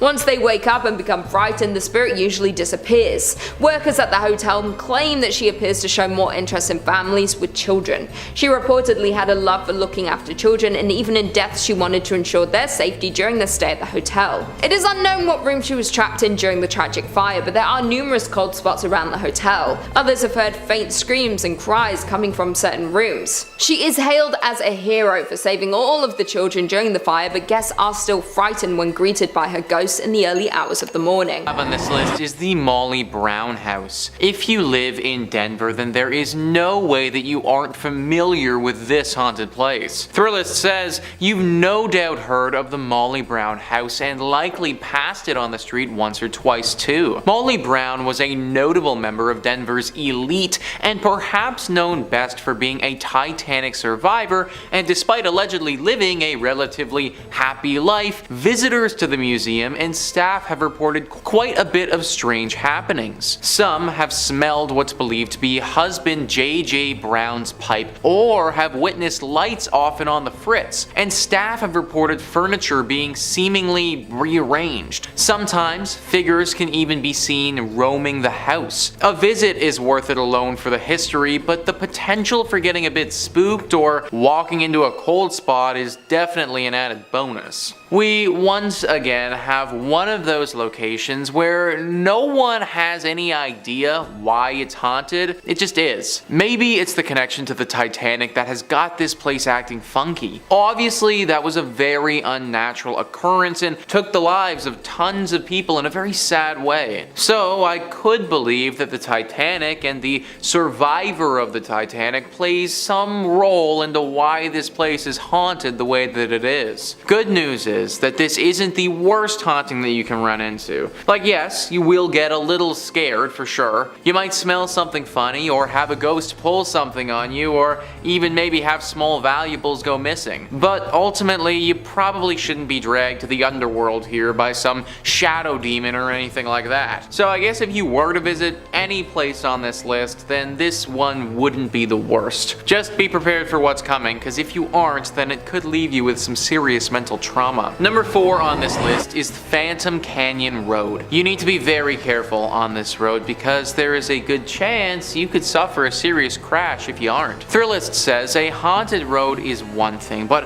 a haunted road in Colorado means you're likely on the edge of a mountain and at some serious elevation. Phantom Canyon Road is a detour off the Gold Belt Tour byway connecting Cripple Creek and Florence, and was originally the railroad for that route. As you drive along, you can clearly see the ghost towns of Wilbur, Adelaide, and Glenbrook, and legend has it that the reason for Phantom Canyon's name is credited to sightings of a man wearing a prison uniform walking along the tracks in the 1890s. The man supposedly had been executed at the Colorado State Penitentiary a few days earlier. So yeah guys, you better have your wits about you, because if you don't, this ghost might come out and startle the crap out of you, and then the next thing you know, you're gonna be face deep into a tree somewhere. It also just adds to the horror ambiance that you're driving past several ghost towns along the way. Like, of course, they just had to be on the side of the road as you're also getting stalked by this ghost prisoner. No one really knows what this prisoner wants with you, but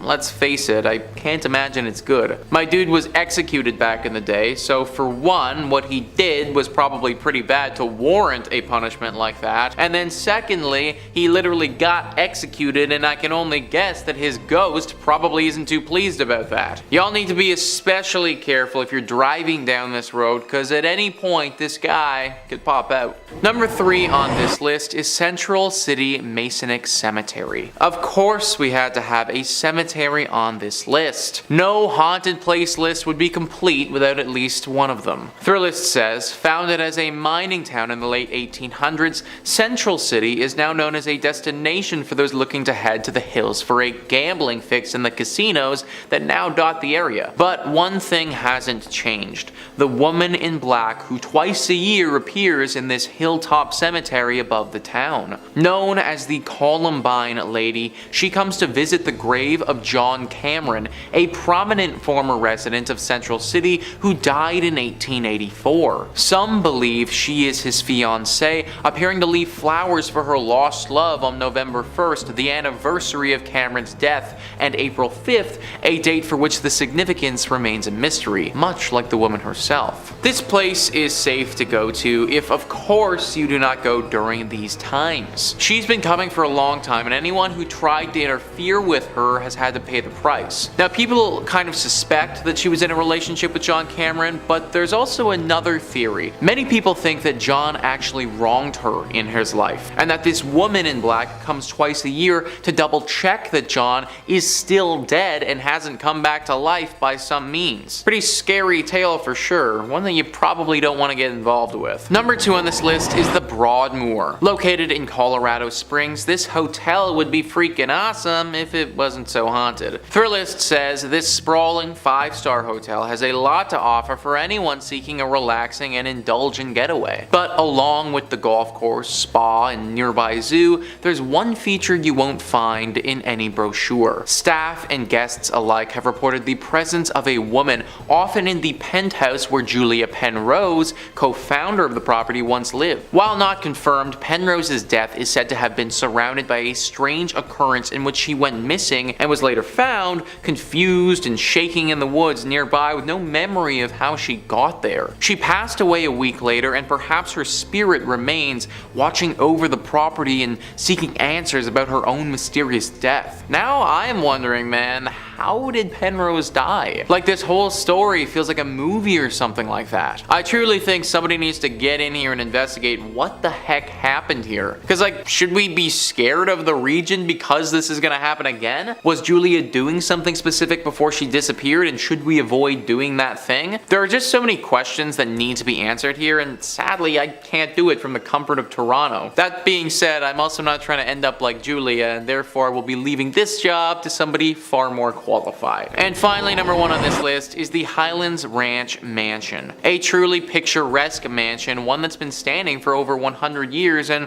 one that's home to a ghostly spirit. Thrillist says this sprawling stone mansion, built in 1891, is often rented for weddings and events due to its impressive structural beauty and picturesque prairie views. But it's also a historic property and somewhat of a museum of the times, with a bit of paranormal activity sprinkled in. The ghost of Julia Kistler, daughter of F. Kistler, who bought the property in 1926, is said to haunt the home, with visitors and staff alike reporting hearing a woman's sobs, seeing a silhouette figure moving about when the mansion was otherwise vacant, and lights sporadically turning on and off. I don't know about you guys, but during my wedding ceremony, I want to hear beautiful sounding music, not the sobs of some ghost woman thing. Apparently she's crying all the time, and this woman's emotions are not something to play with. There's a story where once several children were playing around here. There was a wedding ceremony scheduled here for later that day, and the children were off doing what kids do before the proceedings got underway. They ran into this ghost crying, and then they started to make fun of her. They were rude and definitely unkind, but they also didn't deserve what she did next. It's said that that in a fit of rage, she flew inside their bodies and possessed each and every one of them for a short time,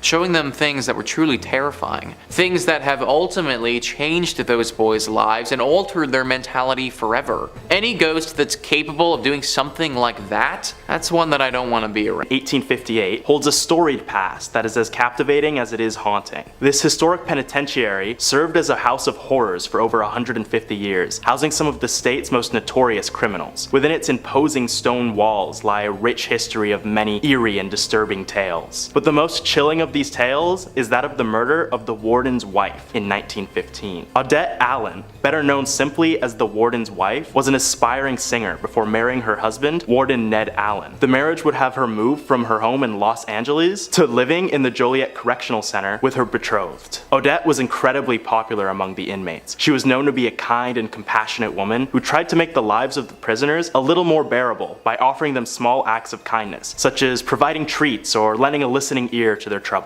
The inmates would call her things like the Good Angel and the Little Mother at the Big Stir, out of admiration for her benevolence. The inmates would often act as servants to her and the warden, as an alternative to hard prison labor. In June of 1915, the warden went to Chicago to meet with politicians about the building of a new prison. Odette didn't join her husband because the dresses she wanted to wear weren't yet ready. One morning, Odette asked for the help of Joe Campbell, also known as Chicken Joe, a prisoner who had been convicted of murder at the age of 29. He was selected to be Odette's personal servant because of his great behavior and his healthy relationship with her and the warden. He was due for parole the next week, and Odette was going to testify for him at his hearing. Sounds like life was looking up for Chicken Joe, but what happened next would tragically bring all these good things to ruin for the young prisoner. The morning of her death, Odette asked Joe to refill her water bottle, go grab her coffee and a newspaper, and to walk her dog. To this, Joe obliged. But then, an hour later, he would return to the house with smoke coming from Odette's bedroom window. Firefighters were quick to the scene, but were not fast enough, as once they extinguished the flames, Odette's charred body was already laying still on the bed. Upon investigation, they discovered that Odette was SA'd and killed before the bed was set on fire, and suspicions immediately turned to Chicken Joe. Joe was the subject of much scrutiny from police, Illinois citizens, and even fellow prisoners. Even after adamantly pleading innocence, Joe was sentenced to death by the court, but his sentence was changed to life in prison at the last second by a sympathetic governor who believed his story. After the tragedy, strange things started happening in the prison. Many inmates and guards would report seeing or hearing Odette still wandering the halls. There have also been some cases of hearing her singing in the nearby prison cemetery. One night in the 1930s, about 5,000 people went to the cemetery armed in an attempt to vanquish the apparition, but no one could find her anywhere. Amidst the chaos, a dozen people went missing, supposed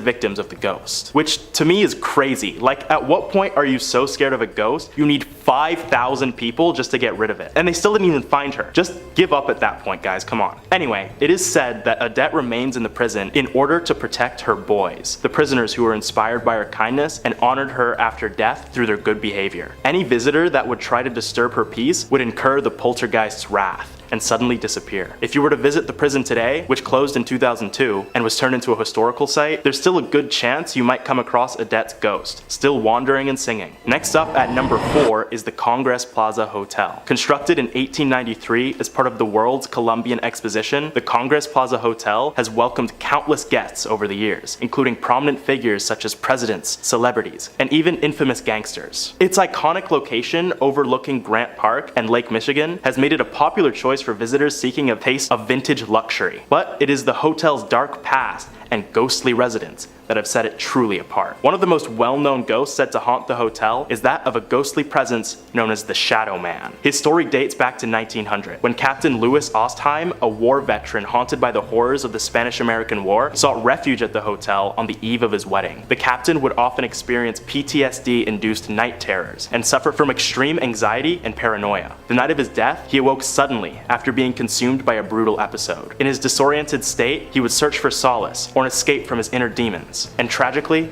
he took his own life. Ever since that fateful night, the spirit of Captain Ostheim has been seen walking through the Congress Plaza Hotel, appearing as a shadowy figure gliding through the halls with a haunting aura. Guests and staff have reported encountering the Shadow Man on multiple occasions, his spectral form silently following their footsteps, as if seeking some elusive connection or unfinished business. Those unlucky enough to meet the Shadow Man's gaze would begin feeling greatly distressed and having night terrors of their own, some meeting the same fate as him after the fact. As the years have passed, the legend of the Shadow Man has become deeply ingrained in the history of the Congress Plaza Hotel, adding to its reputation as one of Illinois' most haunted locations. The spirit's enigmatic presence, coupled with the tragic circumstances that led to his lingering existence, makes encounters with the Shadow Man as eerie and thought-provoking as they are dangerous. Do any of you guys see any ghosts while staying in a hotel? Leave a comment, because I feel like these days every hotel on the planet is haunted. Next, at number 3, is the Englewood Post Office. H.H. Holmes, no relation to Sherlock, was a deceptive figure who gained infamy in the late 19th century as one of America's first documented serial killers. Operating during the time of the 1893 World's Columbian Exposition in Chicago, Holmes constructed a nightmarish building with a name I'm not even allowed to say on YouTube. But for the sake of brevity, I'll call it Death Castle. Officially named the Holmes Castle or the World's Fair Hotel, Death Castle was a 3-story building located on the corner of 63rd and Wallace Street in the Englewood neighborhood of Chicago. From the outside, it looked the same as any other ordinary commercial building, complete with shops and apartments. However, its true purpose was far more sinister. Inside the castle, Holmes had constructed a labyrinth of secret passages, hidden staircases, and windowless rooms designed for his nefarious deeds. He used his magnetic charm to lure and manipulate unsuspecting victims, often young women and visitors to the World's Fair, into his deadly lair. The castle featured soundproof rooms, gas chambers,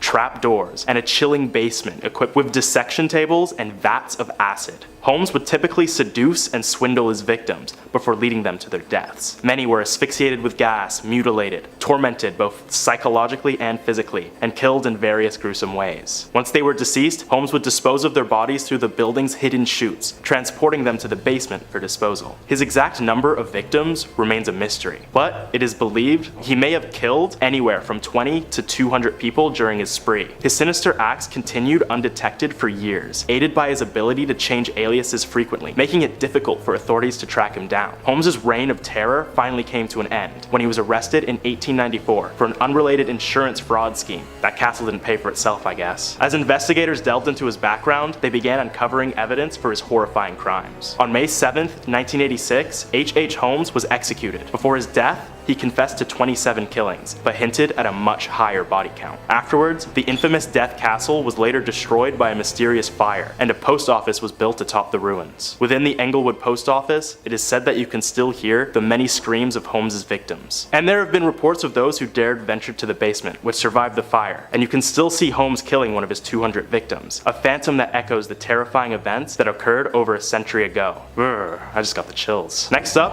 at number 2, is a short one. Resurrection Cemetery. Located in Justice, Illinois, the Resurrection Cemetery holds what it is known to be Illinois' most famous ghost, known only as Resurrection Mary. The story goes that Mary was a vibrant and lively dancer who attended the dance hall in the 1930s. One fateful night, she left the hall after an argument with her partner and decided to walk home alone along Archer Avenue. Tragically, Mary was struck and killed by a hit-and-run driver while walking along the desolate road. Since then, motorists driving along the street will often see Mary's ghost walking along the road wearing a white gown and dancing shoes. In some cases, Mary will appear as a hitchhiker, but by the time the car reaches Resurrection Cemetery, she would suddenly vanish, occasionally taking the driver with her. Remember guys, don't pick up mysterious, ghostly women off the side of the road. It's called stranger danger, and we should all know it by now. Moving on to number 1 is Menteno State Mental Hospital. Established in Menteno, Illinois in 1930, the Menteno State Mental Hospital initially served as a psychiatric facility for mentally ill and developmentally disabled patients, offering them treatment and care.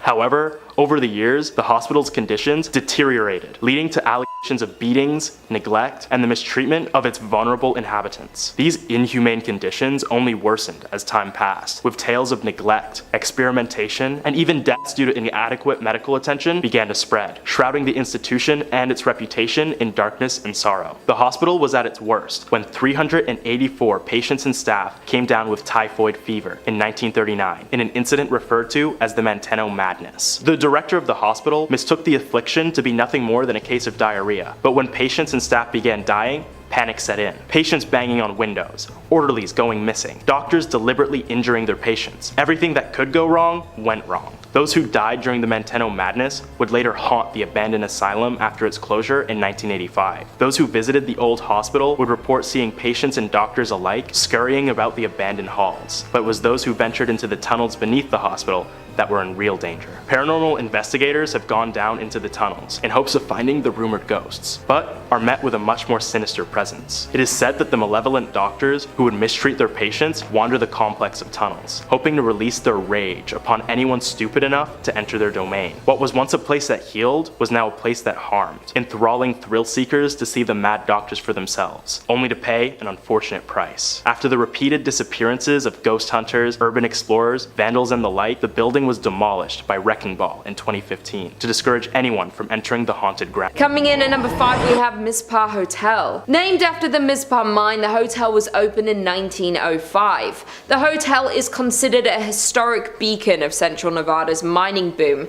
that came and went and left behind a trail of ghost towns, and is located between Las Vegas and Reno in Tonopah, Nevada, which has a population of around 2,000. Due to it being originally opened at the height of Tonopah's silver boom, it hosted celebrities and wealthy investors. The famous celebrities that have been linked to the hotel are Howard Hughes, Jack Dempsey, and Wyatt Earp. Additionally, at the time it was the tallest building in Nevada and was one of the first luxury hotels in the state. At the time that it was built, it was heralded as a sign of Tonopah's prosperity, as it was displayed on newspaper headlines, proudly displayed in the Mizpah during the area. However, over time several accidents and crimes took place on the hotel grounds, making the hotel need to close and reopen several times, most recently in 2011 after being closed and boarded up for 10 years. The hotel is considered haunted and is known for the story of the Lady in Red. The Lady in Red was a high-class adult worker who lived in the top floor of the Mizpah. She sadly lost her life at the hands of a man in the hotel by her lover. Her lover wanted her to give up her work for him, though she did not want to do that. Due to the disagreement, she sadly met her fate in the hotel. The room where paranormal activity is most active would be the room where she lost her life, and it's considered the Lady in Red's room. And it is the very room you can now book and stay in on the top floor. There have been reports from guests and staff of the Lady in Red being seen riding the elevator, while other reports of hearing her whisper in the guests and staff ears. Additionally, she is known to leave pearls in the bed of guests that she is fond of. That being said, the Lady in Red is not the only spirit that haunts the hotel, as there is a nameless soldier who died in the hotel, and unfortunately they never were able to be identified. It has been reported that the soldier haunts the 3rd and 4th floors. Guests have also reported of a force tugging at the back of their shirts and unexplained giggling, while others report the inability to sleep because they felt as if someone was standing next to the bed watching them all night. The Mizpah Hotel has been named the most haunted hotel in America, and for a good reason. In at number 4 we have Goldfield Hotel. Located in Goldfield, Nevada, you'll find the Goldfield Hotel. The hotel opened in 1902 and formed a large crowd of visitors and guests in its early years of operation. In its early years, the Goldfield Hotel was visited by politicians, bankers, and gunslingers. Built in the heart of the town, the Goldfield Hotel was one of the most sought out buildings in Goldfield and was known as the finest hotel between San Francisco and Denver. The man behind the hotel was George Wingfield, a successful and wealthy banker, mining magnate, and joint owner of the booming Goldfield Consolidated Mines Company. However, as with many boom towns, Goldfield's mines eventually dried up, causing the population and stream of hotel guests began to dwindle. The hotel went through a series of owners, from private owners to the US Army during World War II, and now is owned by Red Roberts' son. The Goldfield Hotel was once the most spectacular hotel in the state of Nevada, but today operates under a different notion as one of the most haunted places in Nevada, if not the entire United States. The most known ghost story is of a woman named Elizabeth, who was speculated to be George Wingfield's mistress. Elizabeth became pregnant with Wingfield's child, and to protect his marriage, George paid her to stay away, though he grew fearful that he would get exposed for cheating on his wife. Therefore, George ultimately locked her in room 109 throughout her entire pregnancy. pregnancy. Wingfield fed her food and water to keep her alive until the child was born, but then Elizabeth disappeared altogether and was never to be seen again. Many guests touring the Goldfield Hotel have claimed to see Elizabeth's ghost, and some even claim to hear crying, notably calling out for her child. George's ghost is also said to haunt the hotel, with guests reporting to the lingering smell of cigars and ashes being left on the floor. Those aren't the only ghosts that haunt the Goldfield Hotel, as other spirits of those who lost their lives on the grounds of Goldfield have been reported to be seen lurking in the halls and lobby of the old hotel. In at number 3 we have Bobby Spring Ranch. Located just outside the glitz of the Las Vegas Strip sits a plot of land that takes visitors to another time and place. That land is known as the haunted Bonnie Springs Ranch. Originally built in 1843, the ranch was used as a stopover for the wagon trains going to California. While in 1958 the ranch was renovated and opened to the public as a tourist attraction with stables, a restaurant and a petting zoo.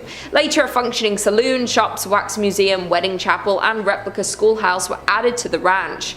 There is not only one ghost that roams the ranch, as it's known there are multiple spirits that reside at the Bobby Springs. But one of Bonnie Spring Ranch's most commonly cited ghosts is that of a little girl. Her spirit is mostly sighted playing in and around the town schoolhouse before suddenly disappearing. The nearby merry-go-round has also been known to turn on its own unexplainably, where many believe it could be the spirit of the little girl playing on the ride. Another active area of Bonnie Springs Ranch for paranormal activity is the Wax Figure Museum. This small tunnel-like maze leads guests through a creepy history display, which literally comes to life for some.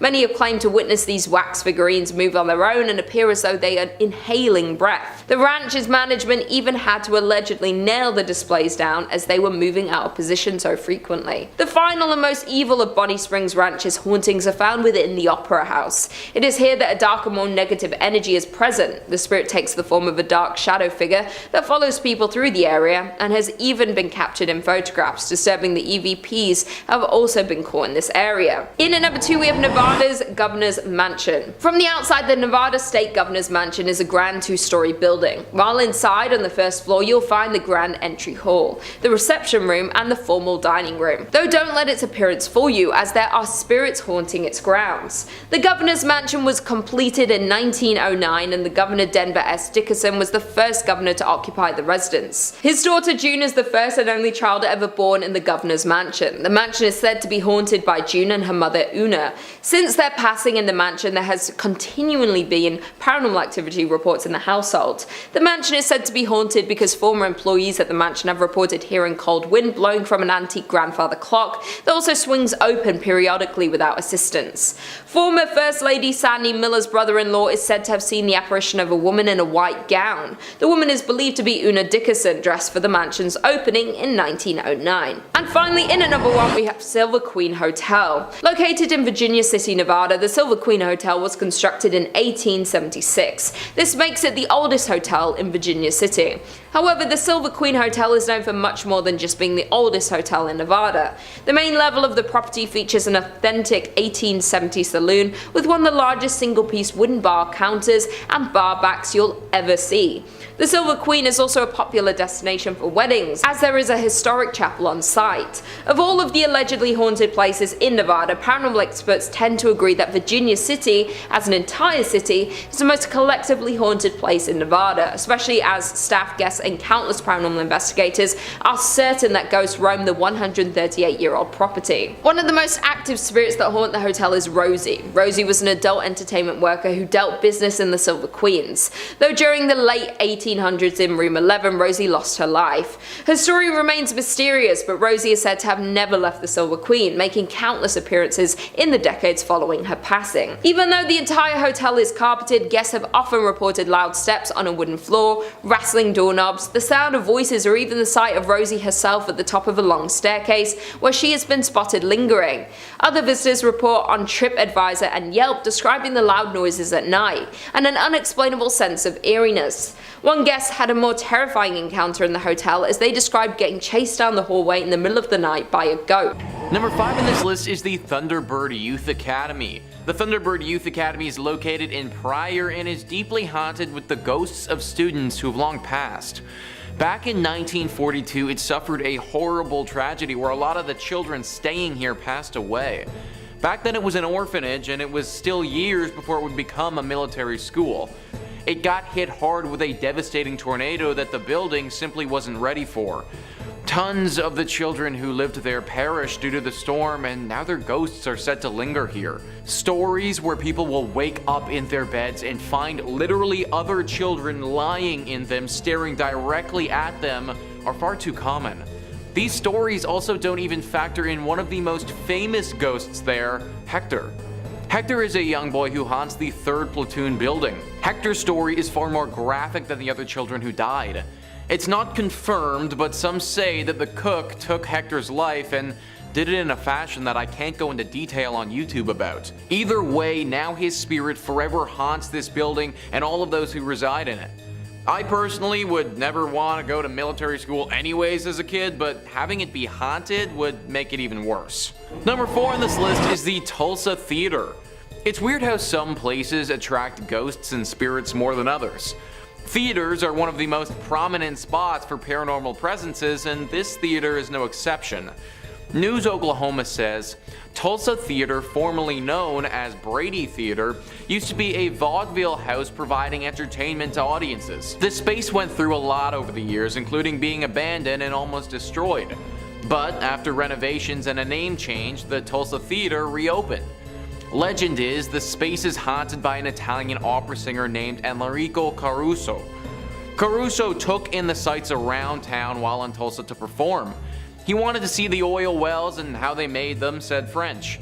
And as they came back, it was raining, it was cold, miserable, and the car broke down. Despite already being sick, Caruso made the journey back on foot in the rain to give what turned out to be his last performance ever. He had a great performance according to history, French said. It was one of his best. Standing ovations in the whole 9 yards. Unfortunately, after returning to Italy, Caruso died. French said many say Tulsa caused Caruso's demise, and that's why it's believed he haunts the theater. Even Caruso's manager named Tulsa as the reason for his death. But it goes deeper than just Caruso. When it was the Brady Theater, the building is rumored to have played a role in the 1921 Tulsa Race Massacre. I mean, it played a huge role. It housed some of the victims.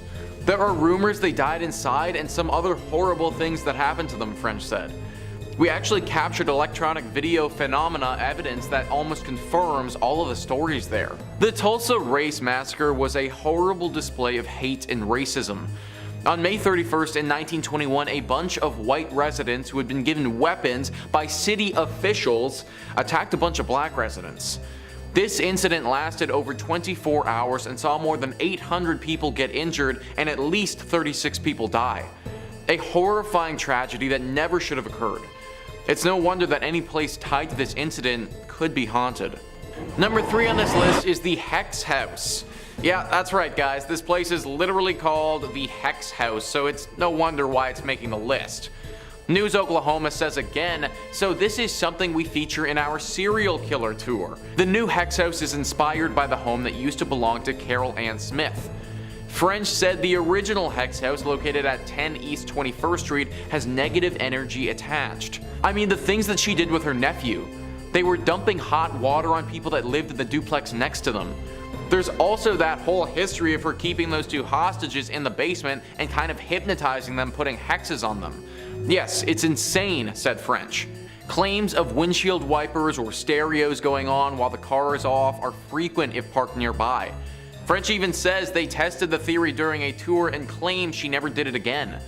We turned the bus off, but then it wouldn't start back up. It wasn't until a lady said she called Carol Ann a bad name and then she apologized.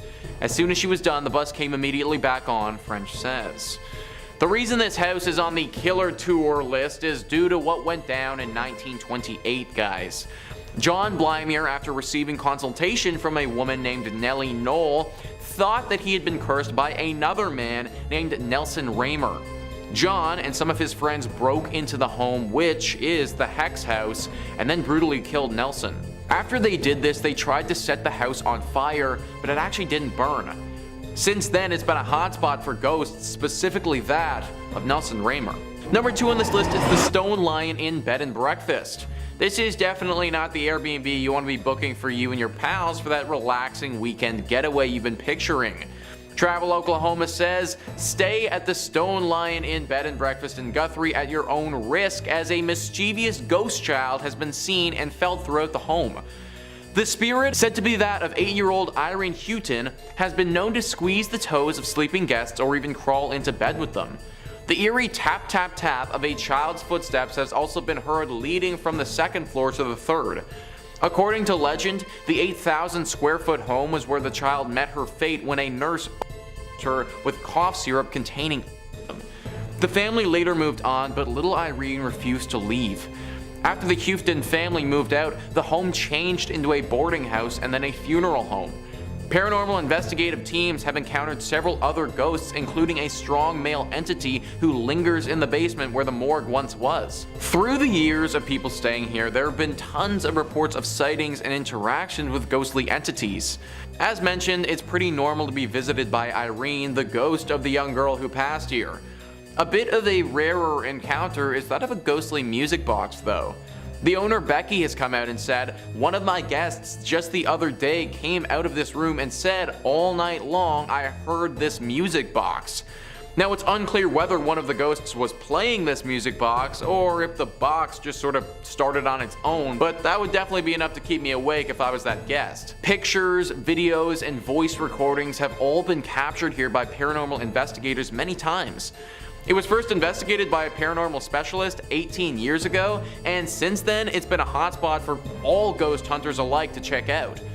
Unless you're well versed in dealings with spirits, I'd pick a different Airbnb for you and your buddies. And number 1 on this list is Guthrie's Boys Home. This site started out as an orphanage in 1923 when it was built. Now, becoming an orphan would truly be a horrible experience that I can't even begin to understand, but I can guarantee you that it would have been far worse if you got sent to this orphanage. That's because of the horrible atrocities committed here. There is no denying that the maid who worked here back then was sick. Mentally sick, deranged to a point where she felt a desire to these young orphans. It's believed that she would often abuse these innocent children in any number of ways. Now, this isn't confirmed, but these are rumors. It's also thought that she even took the life of a few people while she was working here and made it look like an accident. This all culminated one day when she finally took her own life by jumping out of the bell tower and falling to her death. This has obviously led to some spiritual presences staying behind. Lucky for all of us, it's not the spirit of this sick old maid who died. However, as sad as it is, it's the spirits of some of these children here who were wronged. There is apparently one girl who appears to visitors and begs for safety. Crying and screaming children can be heard echoing throughout the building at all hours of the day. The sounds of little feet running up and down the halls are regularly reported as well. Believe it or not, this isn't enough to drive people away though, because it's a popular wedding spot. Definitely not the area I would choose to get married if it was up to me though. Coming in at number 5, we have William A. Irvin. During the fall season, the ship has haunted tours with actors, but the ship really is haunted. The haunted ship began in Duluth in 1992. Before the haunted ship started, the William A. Irvin was open for regular boat tours during the month of October. Historically, this month was really slow, and the DECC needed a way to generate more revenue during this quiet month. Having heard about a failed attempt by Cleveland's William G. Mather trying to become a haunted ship, the DECC decided to try their own hands at a haunted attraction. The William A. Irvin partnered up with UMD to give the school's drama department some experience on production and acting. Needless to say, their attempt was a huge success. More than 2 decades later, the haunted ship is the peak of the Irvin's yearly business. The most common sighting that employees relate is that a lady in white has been seen walking around the ship, noticeably. She is usually up on deck and is dressed in period clothing. Nobody has ever been able to identify who she is or why she is tied to the vessel. There is also said to be a former captain who is still overseeing his ship. He is most often seen in the captain's chair and is said to be angry that the ship remains in dock and is no longer seaworthy. There are another 2 men haunting the ship. One sticks to the front of the ship and apparently does not understand what has happened to him, while the other sticks to the rear of the ship and has confirmed that he died after falling from a ladder. The family of the second man has come forward and said the story surrounding his death was always suspicious and they were denied a claim claim to his pension. In at number 4 we have Enga Tower. The 82-year-old watchtower can be found right in the middle of Enga Pa. The tower was built in 1939 and looks over the Duluth Harbor, being known as one of the most well-known haunted places in Minnesota, and for good reason. The tower is 531 feet above Lake Superior and is built of bluestone from local sources. Enga Tower was first dedicated by Crown Prince Olav and Crown Princess Martha of Norway on June 15th. It was built as a tribute to businessman Bert Enger, who passed away in 1931. The dedication was in honor of Bert Enger, a native of Norway who came to this country and became a successful furniture dealer. At the time of his death, Mr. Enger donated 2/3 of his estate to the city of Duluth. This included the land known as Enger Hill, which along with Enga Tower is also the home of Enga Park and Enga Golf Course. The tower can be seen almost anywhere throughout the city and has since been restored. There is a local legend that a man took his own life in 1948 by jumping off the 5th level of Enga Tower. They say his body has been found hours later but was never identified. That being said, there are numerous ghost stories of visitors seeing a man on the 5th floor of the tower before entering,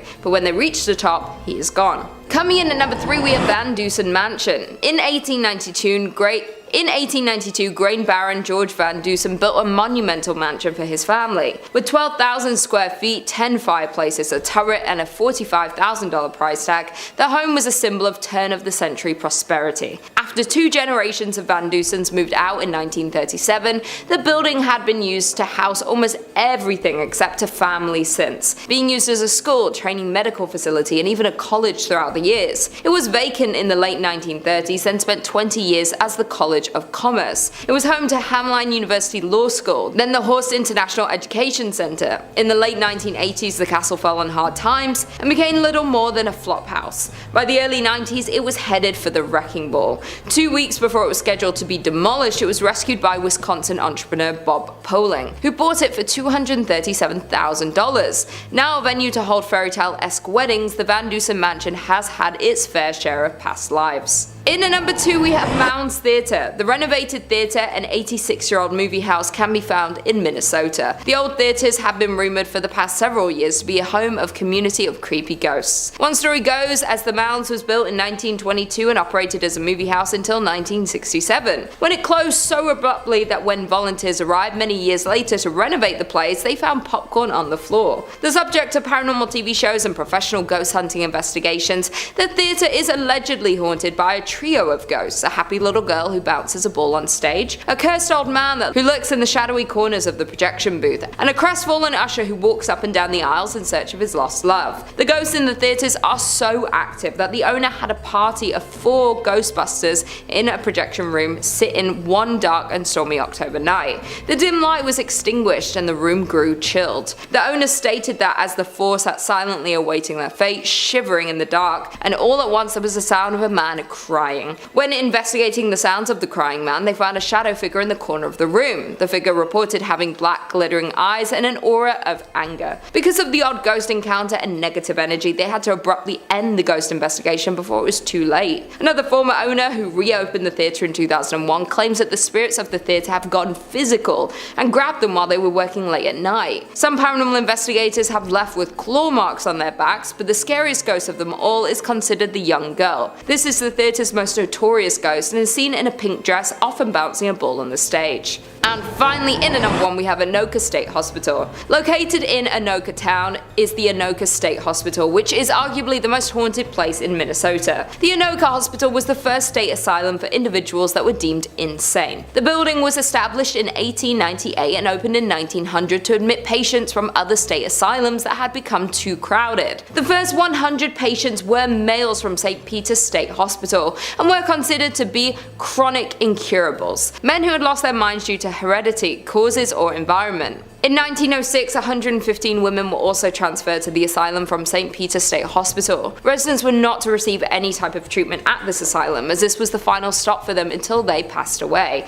And passed they did. A total of 86 of the original patients were buried in numbered graves in the asylum cemetery. The original name of the institution was Anoka State Asylum, but in an attempt to soften the image, they changed its name in 1937 to the Anoka State Hospital. Although the name was kinder and gentler, treatment at the facility facility was not. Patients were subjected to medical experiments and suffered both mental and physical harm. The original hospital complex closed in 1999, and residents were transferred to a new facility located close by. The buildings and property were then given to Anoka County to use for offices and to house the county workhouse. The remainder of the buildings were closed and boarded up. With such a terrifying past, it is no wonder that the Anoka State Hospital has been rumored to house the spirits of past patients. Former employees have reported that while unusual occurrences happen throughout the buildings, the most paranormal activities are linked to the tunnels located below the buildings. These tunnels were used as a way of transferring patients from one building to another without risking escape. Ironically, many patients believed these tunnels would lead them to freedom, and so they tried to escape by going down into them, but after a few twists and turns, escapees realized that the tunnels were more of a maze than an escape route. Without an understanding of where each tunnel went and how they joined together, it was easy to get hopelessly lost in them. Several escapees became so disorientated and distraught that they took the only way out that they felt was left to them and ended their lives. For years, employees would report hearing footsteps trudging through the tunnels, stopping, pausing. There was also reports of whispering and low voices in conversation, but the words were not understood. The paranormal activities became so rampant that most employees refused to use the tunnels because they were just too eerie. Today, only maintenance and security are allowed in them. Today, the county owns the buildings that made up the former insane asylum complex. Although the complex was eligible for the National Register of Historic Places,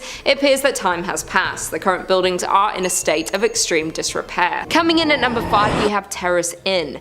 Located just north of the city of Petoskey lies the Victorian inn called Terrace Inn. The inn opened in 1911 and was known to be a luxury 38-room Victorian resort, though the perception of the Terrace Inn has since changed from a large number of scary ghost reports. It also doesn't help that there have been multiple deaths on the premise. Before this building was an inn, it was 2 boarding houses until they were torn down to create what we now know as Terrace Inn. During construction, 2 workers fell off a beam and sadly passed away. Therefore, it's rumored that their spirits may have settled in at the inn once construction was complete. That's not the only accident and ghost story that has occurred at the Terrace Inn though, as many years later there was a woman named Abby Sweet who was staying at the inn. Abby was pregnant and unfortunately fell and lost her life. After that event occurred, her husband Edward passed away from heartbreak just a few years later. This accident occurred in room 211, which is known to have the most reports of ghost experiences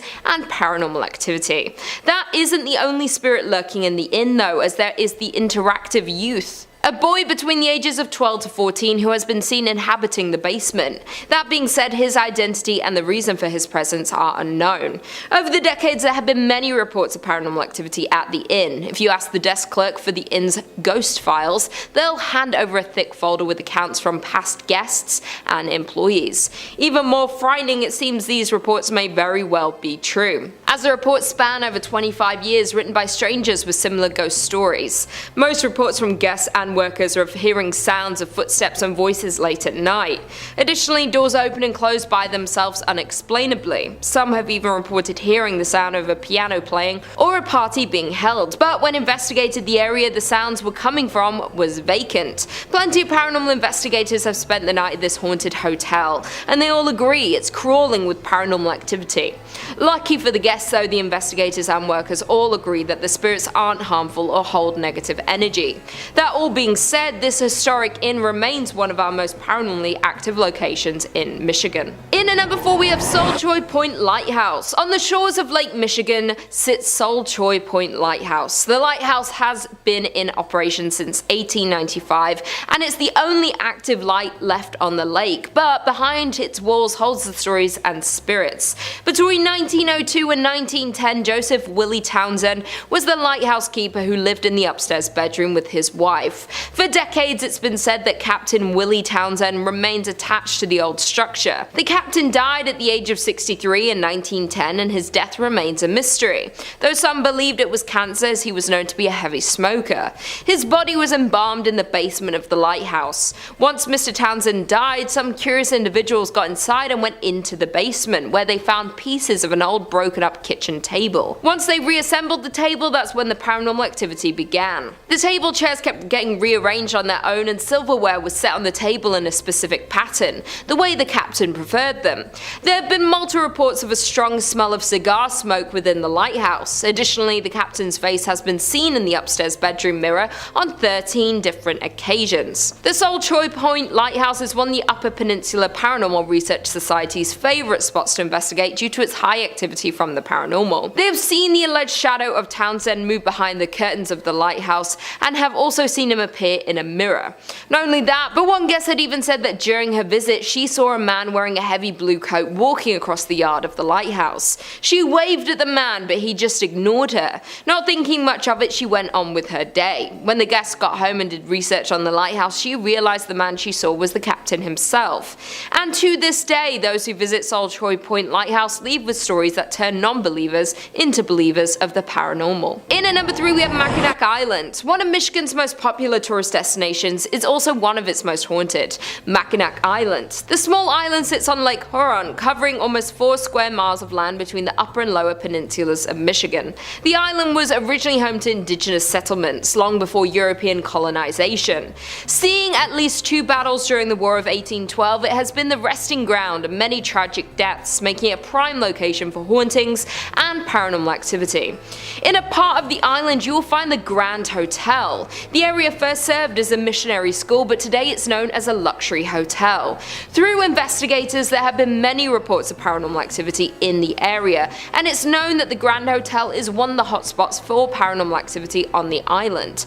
Legend has it that construction workers uncovered human remains while digging the hotel's foundation, with paranormal activity stories being recorded in the theatre, outside grounds, and in its rooms. The staff have also reported seeing a man in a top hat playing the bar's piano. Others see a woman in Victorian clothing who roams the halls, even getting into beds. Another paranormal hotspot is the Mission Point Resort, which was a moral realignment, a religious movement from the 1930s. The resort's popular ghost story is about a man named Harvey who died in the late 1960s. Supposedly, Harvey was dealing with a broken heart and ended his life behind the resort, not being found until 6 months later. Some people believe there's more to the story, that he was perhaps murdered. That being said, Harvey is often reported in the resort's theatre, where visitors have reported being pinched or poked. With the never-ending ghost stories and paranormal reports, the island is deemed the most haunted town per capita in the United States, with 16 haunted locations per 478 people. It is safe to say that there are some paranormal activities and ghosts lurking on the grounds of the island. Coming in at number 2, we have Holly Hotel. Due to the growing number of railroad passengers passing through the area, the hotel was built in 1891.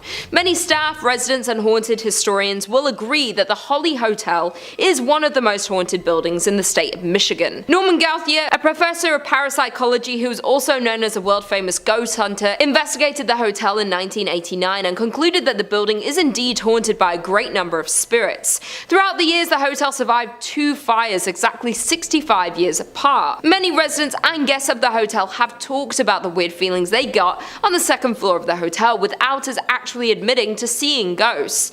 The inn's most famous ghost is said to be the former owner himself, Mr. Hurst. Hurst passed away in the 1920s, but many believe he just can't let go of his hotel. He is the most active ghost at the Holly Hotel and wasn't happy with the renovations that have been done to his inn. The rumor is if you see a man wearing a frock coat and top hat and smell cigars, you most likely have met the man himself. The other most common spirit would be with the former hostess, Nora Kane. According to the hotel, Nora's ghost is seen most often in the bar and back hallway. She has been heard playing the piano or softly singing a tune throughout the hotel, and her flowery perfumes can be faintly smelt when she is around. Those are only the 2 most common spirits of the Holly Hotel, though there are so many more encounters reported by visitors and ghost hunters. And finally, in at number 1, we have Beeson Mansion. Found in Niles, Michigan, sits an old mansion that was built in 1847. The home was constructed by a local whiskey distiller who sold it to an attorney, Strother Beeson, and that's why it was referred to as the Beeson Mansion. Across the street of the mansion lies the family's private cemetery. Strother built the tomb across the street as a final resting place for his mother, and it wasn't too long afterward another family member joined the cemetery. Strother's son, born in 1969, tragically passed away, and a total of 12 family members are now entombed in the crypt. The ghost stories surrounding the Beeson Mausoleum are at least based on truth, if not completely true. Family legends about Harriet's odd behavior were cited in newspapers over time, but not until much later, accompanied by reporting on unverifiable hauntings. Jumping to the late 1980s, when working to restore the mansion, the property owner reported hitting their head on a table in the hall, but something hitting them on the back. As well, they experienced instances of being pushed forward by an unknown force. Additionally, the doors would open and close behind them unexplainably. The renovated mansion is vacant now, but no one dares to buy it due to the many cases of hauntings and paranormal activity. The Carolina Inn. This inn has actually been voted one of the most haunted in America by a few different lists. The University of North Carolina says the Carolina Inn was built in 1924 and quickly became a popular hotel for visitors and graduates of the university. In 1948, the Carolina Inn's most long-lasting guests checked in and apparently never left. Dr. William Jacaux was a fun-loving man with a witty sense of humor, had recently retired from practicing medicine, and decided to make the Carolina Inn his final home. He lived in room 252 for 17 years before his death in 1965. As shared by the Carolina Inn, guests that have stayed in Jacaux' old room report being inexplicably locked out of the suite. One time, the lock was so stubborn that a workman had to use a ladder to break into the room. Visitors have also noticed strange occurrences such as messy bath mats and previously closed curtains being pulled wide open. Some have encountered the smell of freshly cut flowers despite none being in the room, and felt their bodies become strangely cold for no apparent reason. This is only part of the stuff that goes down at this room as well, guys. Some people have reported seeing a poorly dressed man approach them looking for an unlocked door, and then if they show it to him, he runs away screaming. It's thought that this is the ghost of Dr. William Jacaux. I don't know why unlocked doors scare this dude so much, but anyone who's gonna spend 17 years in this hotel is probably a bit of a weird dude. Unless you want to deal with a crazy old doctor ghost messing with you all vacation, I'd stay at a different inn. Number 4 on this list is the new Hanover County Library. I don't know why, guys, but something about haunted libraries is just so intriguing to me. Like, it just seems so mystical and mysterious, I guess. This haunted library is located right in Wilmington. There is a woman that haunts this place who's believed to be a patron. Apparently, she used to donate quite generously to this library, and in death doesn't want to leave it behind. She isn't the only ghost that walks the halls here and haunts the books. There's a male poltergeist who makes his presence quite known as well. He apparently died in a duel that happened here many years ago before this land was turned into a library. Nowadays, these two ghosts make it very hard to do any serious learning or studying considering they haunt the place so much. The woman isn't too bad, she just shows up and looks super creepy, but from my reading, she only actually punishes those who cause harm to the library or make fun of it. Those who come here to learn and to read, she leaves them be for the most part. The man, however, is certainly quite the pest. He often messes with those that come here and makes it very difficult for people to accomplish anything. I love libraries, I think that we should all go to them more often, but maybe just not this one specifically. Number 3 on this list is Fort Fisher. Fort Fisher was a critical fort during the American Civil War. It was used by the Confederate Army and was pretty instrumental for them from 1861 to 1865. This fort was used to protect an important trade post there that the Army needed. They defended this place for those 4 years, but then in 1865, the Union Army came in and was finally able to capture it. This battle was a very bloody one and was actually huge for the Union Army and the overall scope of the war. Apparently, there was a lot of death at this fort, and that death, it's never really gone away. Now, this fort is teeming with paranormal activity. Visitors will often report hearing gunshots coming from thin air.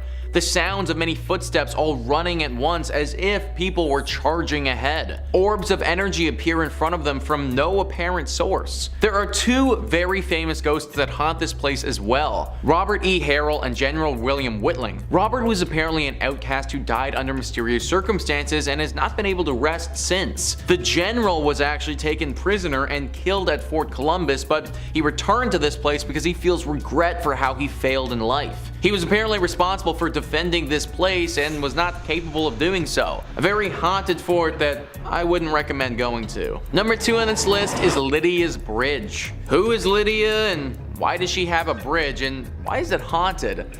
Well, Lydia is quite the famous ghost. This is a true ghost.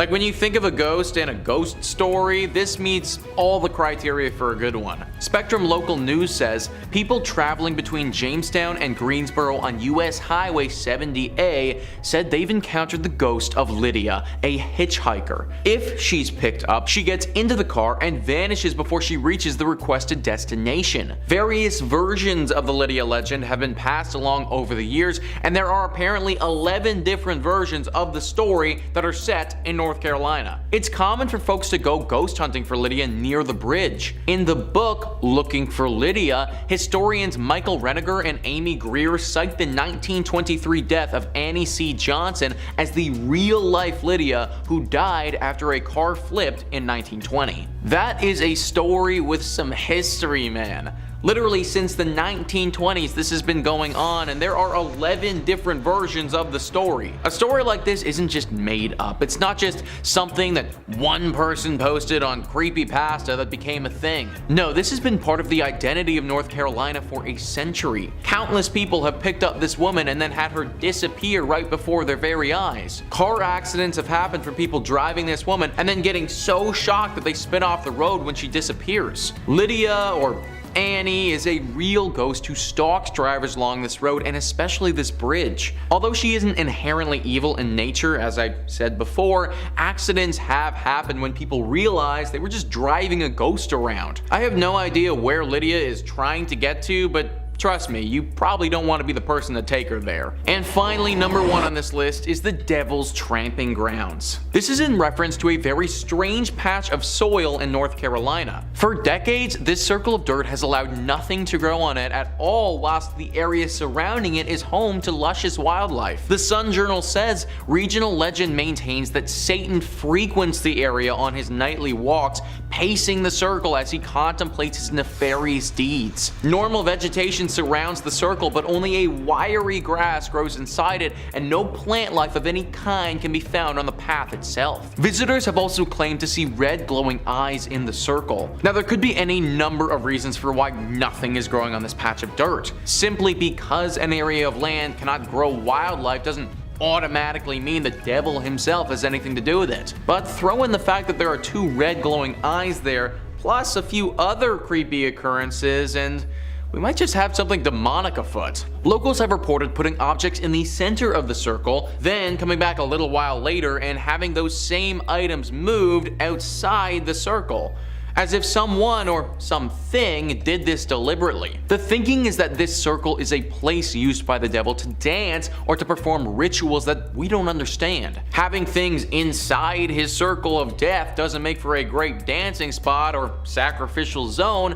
so those things need to get moved. That's why we see the red eyes in the night, and there's an overwhelming sensation of dread in the area. It's the devil doing his devilish things. A daring reporter actually decided to test this theory one evening and slept in the exact spot in a tent. He said that the entire evening he heard the distinct sounds of dancing footprints outside his tent, but couldn't spot anything when he looked out. My dude literally could have been like 1 foot away from the actual devil. No idea how he managed to make it through the entire night, but honestly, solid respect. Either way, this guy's story is an exception, not the norm. I'd avoid this place at all costs, cause if you don't, the devil might actually make you pay for it. Number 5, we have the King Opera House. The King Opera House in Van Buren was built in the late 19th century, but didn't get famous from the shows it hosted or its beautiful interior, but instead the Opera House is noted for its connection to a murder, and there are rumors that it is haunted by the murdered actor. It all began with actor Charles Tolson, who was the owner of the Tolson Stock Company, which was a traveling acting troupe. The troupe had just finished a week of performances at the King Opera House in September 1903, and they were headed out of town to go to another performance. They headed to the train station, and when Tolson made his way to the ticket window, someone called out his name. Dr. William Parman, a well-known local doctor, emerged and shot Tolson with his revolver. Tolson was shot in the hip and the chest, and he was taken to the Fort Smith Hospital, but it was too late, and he died from his injuries. Dr. Parchman's motive for the incident was that he believed his 17-year-old daughter was in love with Tolson, was planning on running away with him, even though Tolson was married and his wife was a member of the acting troupe. Tolson knew Dr. Parchman and his daughter Allie, but there was no no proof that he had any intention of eloping with the girl. Parchman was acting based on the information given to him by a vinegar salesman who may have had an interest in the young girl. Parchman was found not guilty of the murder despite there being multiple witnesses. Interestingly, both Ali and the vinegar salesman left town and were not present for the trial. It's said that Tolson's ghost haunts the King Opera House, which was the location of his last performance. Today, the Opera House is a contributing property to the Van Buren Historic District, listed on the National Register of Historic Places. It isn't currently open to the public, but is available to be rented out. In at number 4, we have Toltec Mounds. The Toltec Mounds is a famous historical site in Arkansas and is a National Historic Landmark, one of 4 in the Arkansas State Park system, and this park is the largest and most complex mound site in the state. Arkansas was once the home of a group of people referred to as the Plum Bayou culture by archaeologists and historians. Their existence in the area is a bit of a mystery. These people were not related to the Toltec tribes from Mexico, despite the site's name. The Plum Bayou culture also cannot be traced to any other group of people living in the area when the tribe was active. A total of 18 mounds have been identified in the area, all built between 650 and 1050 AD. One mound stands 49 feet high and another at 39 feet, with many smaller mounds surrounding it. The site was abandoned around 1050 AD and no remnants of the residents exist outside of the Toltec Mounds. Today, the site is still an active archaeological site in the home of Toltec Mounds Archaeological State Park. As for hauntings at the site, if an entire culture disappearing without a trace isn't creepy enough, many visitors to the site have reported the appearance of lights or orbs near the mounds, seeing ghosts and hearing footsteps around the site at night. Many of these findings have been caught on camera and video, and so many paranormal investigators, ghost hunters, and haunting enthusiasts have confirmed there is activity in the area. Whether it's from the Lost Society or not, we may never know. The mounds are open daily for visitors, with tours available to learn more about the history and hauntings in the area. In at number 3, we have the Allen House. The Allen House was built back in 1905 and was named after the original owner, Joe Lee Allen, where he lived in the home with his family for many years. Although Joe died in 1917, his wife Caddy stayed in the home with the 3 children Laddle, Lonnie, Lee, and Lewis. Sadly, Laddle took his own life in one of the bedrooms by drinking potassium cyanide, and it was unknown for many years for why she did it. After her death, her mother Caddy Allen kept the room completely closed off from the rest of the house. When Caddy passed in 1954, the property was split into rental apartments, and soon after renters moved in, they reported hearing footsteps and moans from the bedroom where Laddle died. In 1985, new owners bought the house and opened the bedroom, and it still contained the bottle of cyanide in a closet. The house changed owners twice, and in 2007, Mark and Rebecca Spencer purchased the Allen House and had a complete paranormal investigation done in 2008 because of the endless unexplainable instances. The investigators recorded over 40 voice phenomena and had their own paranormal experiences throughout their investigation. On August 22, 2009, Laddle's love letters were discovered in the attic floor. Over 90 letters detail her 1948 love affair, which ended with her taking her own life on Christmas night. After the owner Mark had experienced endless amounts of paranormal activity and discovering Laddle's love letters, he wrote a book called A Haunted Love Story. Nowadays, the home can be booked for tours explaining the history and the paranormal activity that goes on in the Allen House. During the Halloween season, it's open to the public from 6 to 11 p.m. for tours, and paranormal investigators and ghost lovers flock to hopefully experience Laddle's ghost that haunts the house to this day. In at number 2, we have Clayton House. The Clayton House is a historical treasure, but it's also one of the most haunted places in Arkansas. The home was originally built in 1852 by a man known as Mr. Sutton, and several years later, William Henry Harrison Clayton purchased the house and renovated it, doubling it in size, transforming the style into Victorian Gothic Italianate. Mr. Clayton lived here from 1882 to 1897 with his wife along with their 7 children. The home still has old portraits of William and his wife Florence hanging on the wall, and still had numerous priceless family belongings in the home. William had a twin brother, John K. Clayton, who was a US senator who had been mysteriously assassinated in 1873, and many believe his ghost is one that haunts the Clayton house. The second floor bedroom seems to have the most activity, and staff and visitors have reported hearing footsteps, boots stomping, and doors slamming, along with seeing apparitions. Music and singing have also been heard throughout the house. People who have visited this home have described seeing one ghostly apparition known as the Tall Man, who is dressed in all black, wears a hat, and walks angrily around. Another spirit often seen around the Clayton property is described as the woman in the brown dress. The woman is said to be peaceful and often just stands in one spot quite still. She's believed to be either Mrs. Clayton or possibly a nurse from the time the property was a hospital. The home became abandoned during the Civil War before it transformed into a Union Army hospital. There was a carpenter in 2007 who was doing some repairs on the home and took pictures before it started working, and when the pictures were developed, there was what appeared to be a woman in one of them. The home is now listed on the National Registry of Historic Places and holds tours of the home explaining the history and ghost stories. And finally, in at number 1 we have Crescent Hotel. The Crescent Hotel was built in 1886 and can be found in Eureka Springs. Due to the rich history, it has hundreds of tales of paranormal experiences and ghost sightings. The hotel has previously served as both a private girls' college and a cancer hospital, where Dr. Norman Baker claimed to have the cure for cancer. There are so many stories of ghost sightings, starting in room 218 where Michael, an Irish stonemason, who fell to his death when building the hotel. He's known to hang out in this room and is often seen. Theodora, a cancer patient who is known to be seen fumbling for her keys outside room 419, as well as tidying up for guests when they leave the room. Brecky, who passed away in the hotel, has been seen throughout the hotel, often bouncing a ball. Dr. John Fremont Ellis, the hotel's former in-house doctor in the 19th century, is often seen, or his cherry pipe tobacco is smelled near his former office, which is now room 212. Even the famed hotel cat Morris, who had been buried on the hotel property, is regularly seen and heard. A recurring phenomenon happens at a specific spot on the 3rd floor, where the hotel connects to an annex built onto the hotel when it was a hospital. The area has been said to be a portal to the other side. There have been multiple guests who have grown faint, with a few passing out frequently. Guests turning pale and falling against the wall and then sliding down. Many paranormal investigators believe that limestone has a special ability to absorb and release electromagnetic and psychic energies. Crescent Mountain, the hilltop the hotel sits on, is predominantly limestone. The massive thick stones used for the body of the hotel were also made of limestone, and these factors may contribute to the amount of paranormal activity the hotel guests experience. The Crescent Hotel is dubbed America's Most Haunted Hotel and has been on many TV shows like Ghost Hunters, Ghost Adventures, and Paranormal Witness. There have been an abundance of extraordinary experiences and have attracted the attention of paranormal investigators to study and research the hotel's supernatural activity. The hotel offers daily ghost tours to learn more about the ghost stories, sightings, and the history of the hotel. Number 5.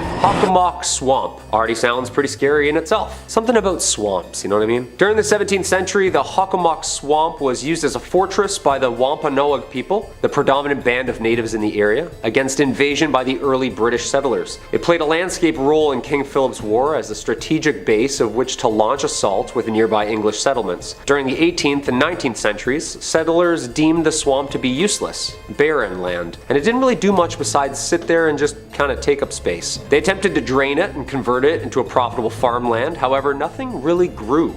The natives of the region placed a much higher value on the swamp, however, for centuries. The first people had relied on hunting food there, riddled with fauna, and the swamp had gained an important legend and folklore among them as being a place where many things meet. They named it Hockomock, the Algonquin term meaning place where spirits dwell, and that's exactly what people say they do. Dwell there. What makes this swamp so haunted is the different purposes it was used for. A cesspool for bones of the fallen. Some places are just more susceptible to violence and death over the years, and that reputation of spirits lingering is what's so heavy and cold about this location. Much of the swamp served a dual purpose as a sacred burial ground as well. The Hockomock is occasionally referred to as the home of the Hobomok. The Wampanoag people worshipped and feared Hobomok, the chief deity of death and disease. Hobomok, composed of human souls of the dead, was known to congregate in areas like the Hockomock Swamp. Thus the term and lore stuck. Yep, just a giant mud monster swallowing souls. Charming. There are many stories and legends that have become associated with this swamp and are even connected to the number 1 on my list. It remains a place of mystery and fear and apparently good frog catching. Number 4. Lowell Cemetery. Lowell Cemetery is a cemetery located in Lowell, Massachusetts. Founded in 1841 and located on the banks of the Concord River, the cemetery is one of the oldest garden cemeteries in the country, making it a perfect place for violence and an eternity of soul searching. Many of Lowell's wealthy industrialists are buried here under lavish Victorian tombstones. Visitors have claimed that this is one of Massachusetts' most haunted cemeteries. What makes a haunted cemetery more haunted than another haunted cemetery, you know? Is there like a competition or like a quota or something? Just gotta keep the numbers up. What is it? I feel like every local claims their cemetery is the oldest and most haunted, and this brings me to our fair maiden here, the mysterious witch, Bonnie. A popular meeting place amongst the local teens at night for some scares and some screams, the statue of a woman with her arms outstretched on a rectangular tomb, her hands clutching a veil that falls down behind her body as though it were a cloak caught in the wind. Her eyes lay cold, staring at the heavens. Under her left eye, a black tear. Paranormal researchers have claimed that the statue holds more of an electromagnetic current and strange strange things can be seen in front and around the statue, making it seem like it's moving from time to time. Creepy. There is local lore that if you leave a coin or ribbon on the statue, then you'll get good luck, and in return, if you steal or take the items from the statue, the haunting whispers of bad karma will follow. Although research shows that this gravesite holds no actual sinister history, the ghostly sightings surrounding it are a hotspot within the cemetery. I bet at night under the moonlight, this woman could be very terrifying. Number 3, Boston Common. Most common fact about the Common: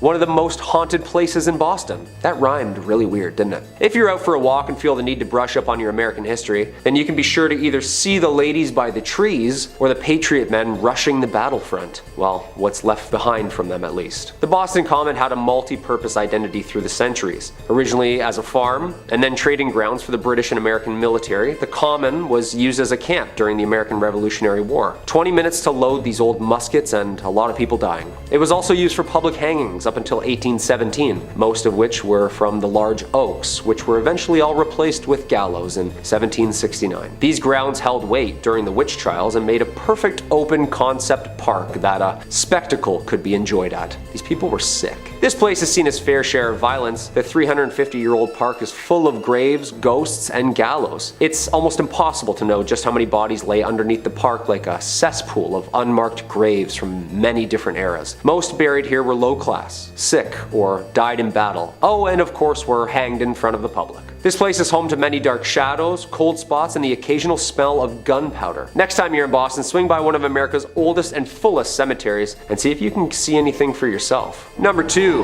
the Danvers State Hospital. The Danvers State Hospital, or also known as the Danvers State Insane Asylum, was a psychiatric hospital located in Danvers, Massachusetts. It was built in 1874 and opened in 1878 on the isolated site in rural Massachusetts, which, fun fact, the judge who preceded the Salem witch trials lived on. That's bad karma already, isn't it? Despite being included in the National Registry for Historical Places in 1984, the majority of the building was demolished in 2007. At a cost of $1.5 million at the time, the hospital originally consisted of 2 main center buildings with housing for the administration, with 4 radiating wings on each side. The outermost wards were reserved for the most hostile patients. This was a prominent location where medications were being tested by the government, and the favored lobotomy was being fleshed out. When shock therapy failed to control the population, lobotomies started, and in 1939 the population of the hospital swelled to almost over 2,400 patients. A total of 278 people died at the hospital that same year. Neurology experts often call Danvers the birthplace of the prefrontal lobotomy. Ouch. Visitors to the hospital during these years reported lobotomy patients wandering around staring blankly at nothing, unaware of who they were or what they were doing. Large budget cuts in the 60s played a major role in the progression of closing the Danvers State Hospital, and with nicknames like Hell Hill Hospital and Lunatic Asylum, the hospital began slowly closing its facilities by 1985. The original hospital wards were closed and abandoned soon after. During the 80s, reports began to filter out of the hospital about missing teenage patients. The stories of ghostly figures and shadows in the windows were thriving.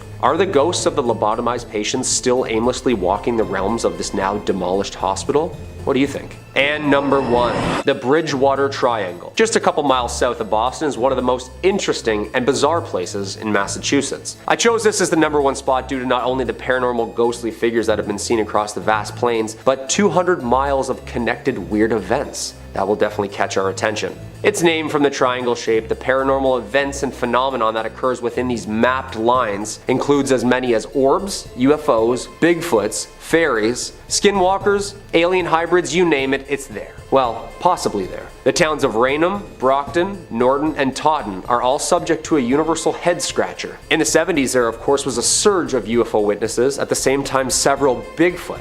Huh, that's interesting. Massachusetts just keeps getting stranger and stranger, doesn't it? Huge humanoid creatures, motherships, and landed UFOs have also been spotted and reported within this 200 square foot mile radius. Do you think this place is like a Skinwalker Ranch type of place? Maybe some motherships are trying to just reconnect with the Wi-Fi upstairs?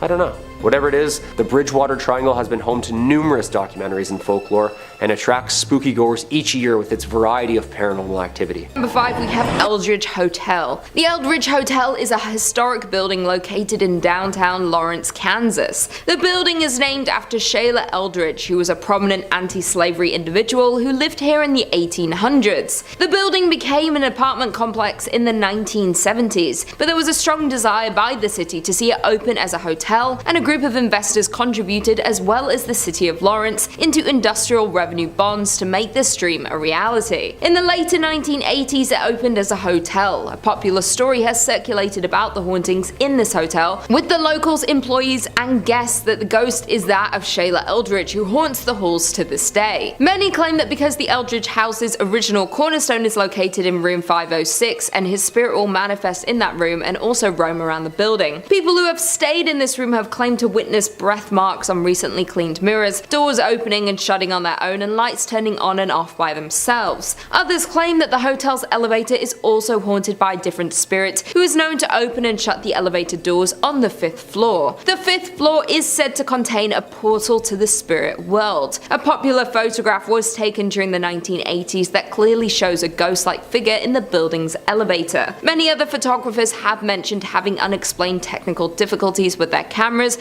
when near the elevator. The story of the hotel and the hauntings of Eldridge was the inspiration for the movie The Demon Shadow, and the hotel was featured in the series My Ghost Story and has been depicted in many writings. Many believe the rich history has resulted in the amount of paranormal activity. In at number 4, Midland Railroad Hotel. The Midland Railroad Hotel is known for serving the largest steak around, and if you can finish all of it, you get it for free. But it has a sinister, haunting history. It was first a popular train stop in the 1890s, then known for being the location for the movie Paper Moon, where many scenes were filmed at this hotel in 1973. Since then, it's gone through fires, the Great Depression, and plenty of renovations. It is now owned by the Wilson Foundation, has been back in business since 2003, and is listed on the National Register of Historic Places. Not only is this hotel known for these interesting things, it's most known now for the paranormal activity that lurks around the hotel. The most famous ghost is that of an orphan girl that haunts the 3rd floor, who knocks on doors,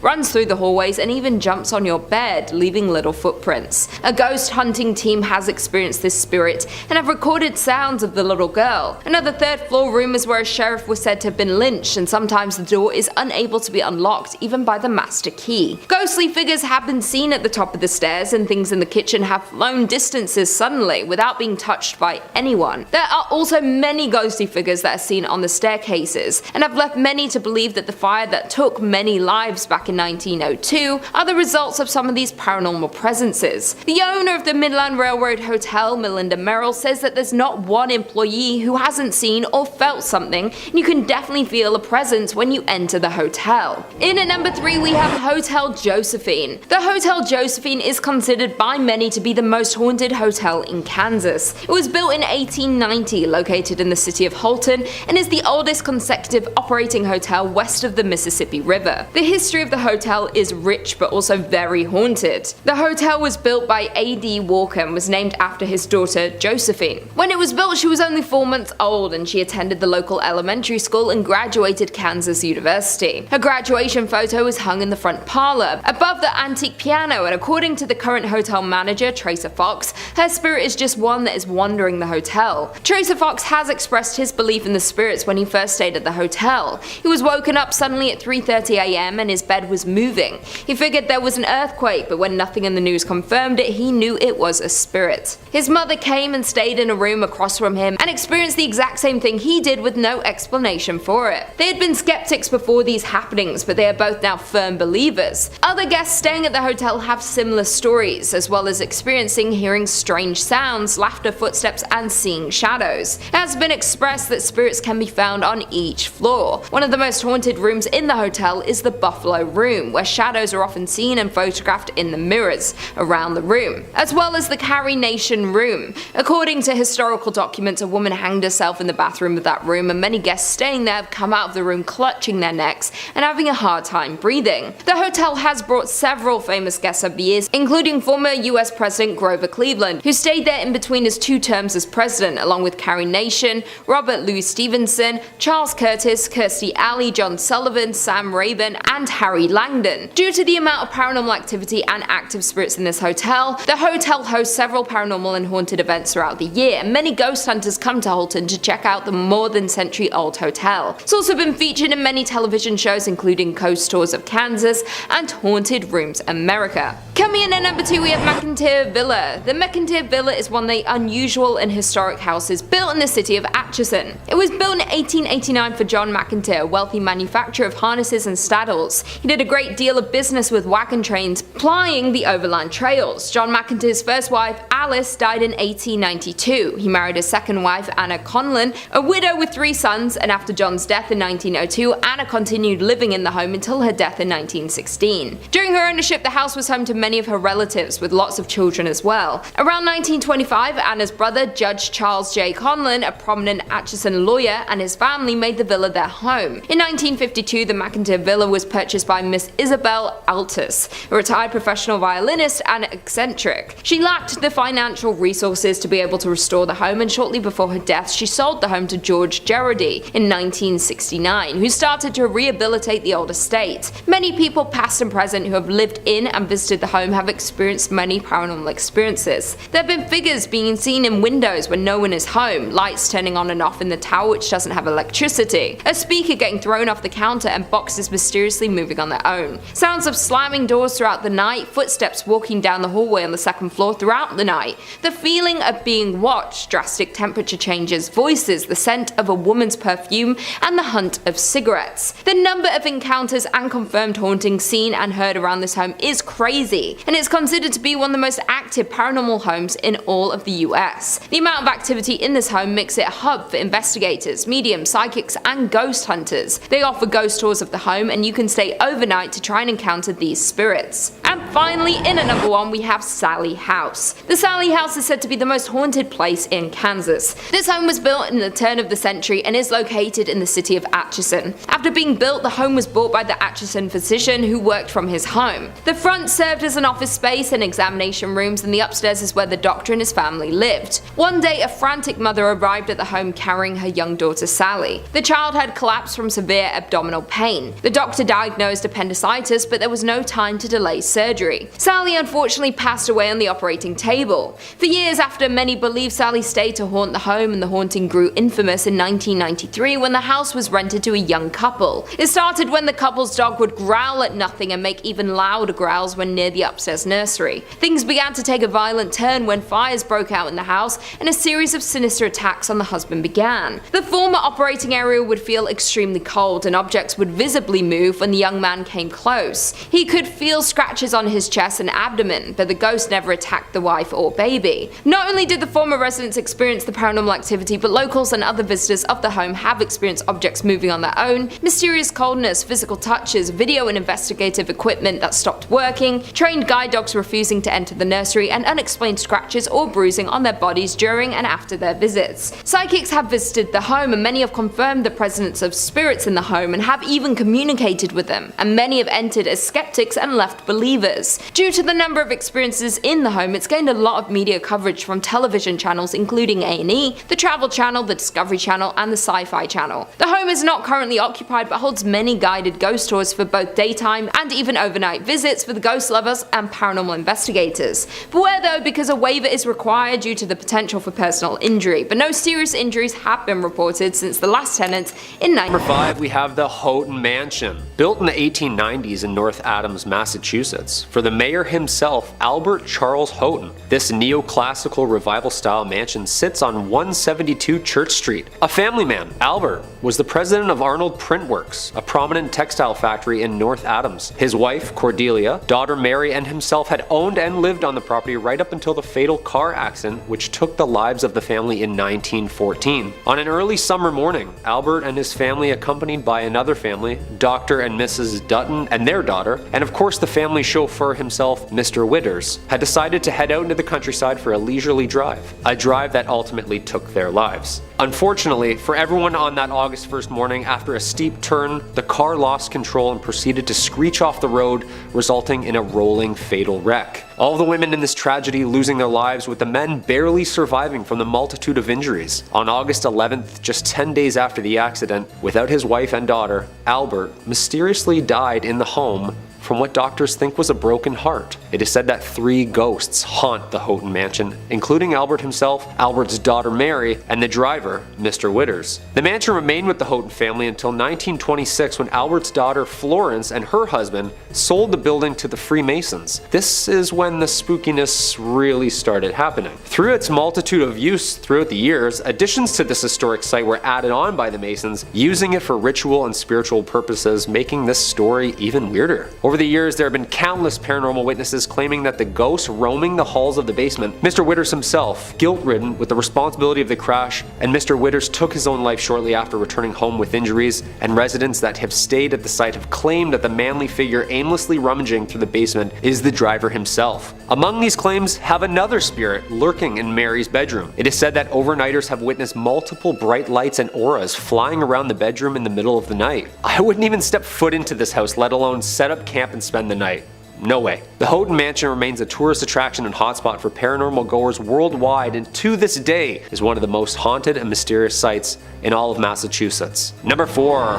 The Hoosick Tunnel. The Hoosick Tunnel, from the Algonquin word place of stones and the Mohawk word forbidden, is a 4.75-mile active railroad tunnel in western Massachusetts that passes through the Hoosick Range, an extension of Vermont's Green Mountains, and runs from Deerfield River in the town of Florida to the city of North Adams. The construction began in 1815 and ending in 1875 with a budget of $2 million, at the time the largest tunnel ever constructed, and it was later the result of taking lives of over 200 men during its construction entirety, earning it the nickname from locals, the Bloody Pit. This haunted, barren, 5-mile, completely enclosed stretch was subject to multiple accidents and deaths over the years, giving the tunnel its haunting history and reputation of being cursed itself. With the word forbidden, did the Mohawks know something that the workers didn't? Essentially, this cold, underground, pitch-black hole became one of America's strangest grave sites, resulting in everything from mysterious gas leaks, dynamite explosions, roofs collapsing, and even mechanic failures resulting in a mass flood. For the past decades, there have been numerous paranormal activity witnesses who have documented strange events, from police officers to the freight conductors themselves. Some of the reports over the last 100 years included numerous farmers and wagons ending up in different areas of the railroad, missing hours of time. The farmers had claimed that when spending time around the railroad and its tracks, that memory and confusion would always set in. Some residents have claimed that they have even been chased out of the tunnel by an unexpected freight train chugging along aggressively through the tunnel like a bat out of hell, and then vanishing. Numerous ghostly figures resembling workers roam the dark tunnel, and if that isn't scary enough, some people, including hearing the echoes and screams of even the workers who were buried alive under the rock, still holding their tools, or even seeing ghostly figures in pumping chambers where numerous men tirelessly making rafts not to drown. The Hoosick Tunnel remains one of the most visited and haunted places, marking it just one of the sites you'll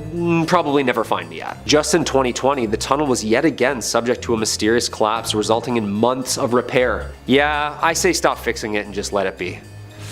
Number 3. The USS Salem. Planes, trains, and automobiles. Well, almost. A big boat. The USS Salem, a heavy cruiser built for World War II in 1945, was originally built for action. Its bold, aggressive architecture was one of the last, as it was more of a bluff to its opponents than actually a hero of war. In May 1949, War Departments handed the Salem's helm to Captain J.C. Daniel himself. The ship was built and updated with what was then the latest military tech and weapons, and it was meant to strike fear in whomever or whatever was in her way. Although the ship wasn't used in any action during World War II, it acted as a flagship, training operation, and main purpose as a threat to the naval enemy. It wasn't until the USS Salem had responded to the 1953 Ionian earthquake, or also known as the Great Kefalonia earthquake, as it hit the southern Ionian islands of Greece on August 12th, devastating the entire area. The USS Salem landed on Greek shores and acted as an improvised hospital and morgue, giving it its famous name,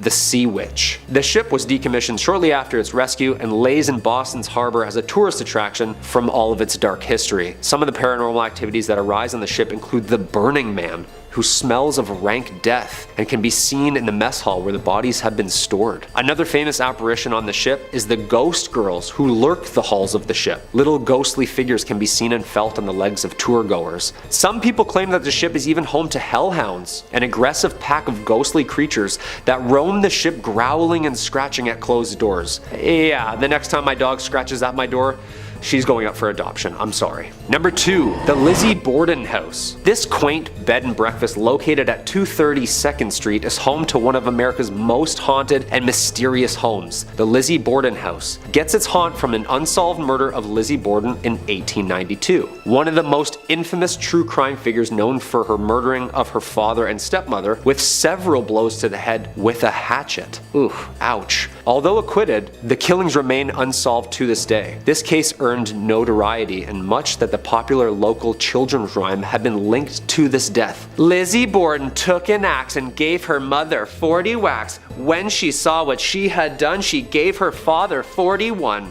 That is horrible. On August 4th, 1892, Lizzie's stepmother of 27 was struck 19 times while her father Andrew was hit 11. Although Lizzie Borden was acquitted and found not guilty, the dark history draws in crowds every night for its nightly tour of the premises. The Lizzie Borden room, the infamous room where all of the murders took place, is the most requested and most popular for paranormal overnighters. And not only can you enjoy a lovely inclusive breakfast to yourself, but the nightly house tour, ghost tour, and ghost hunt attracts fans of horror every night of the year. Yeah, that's terrifying.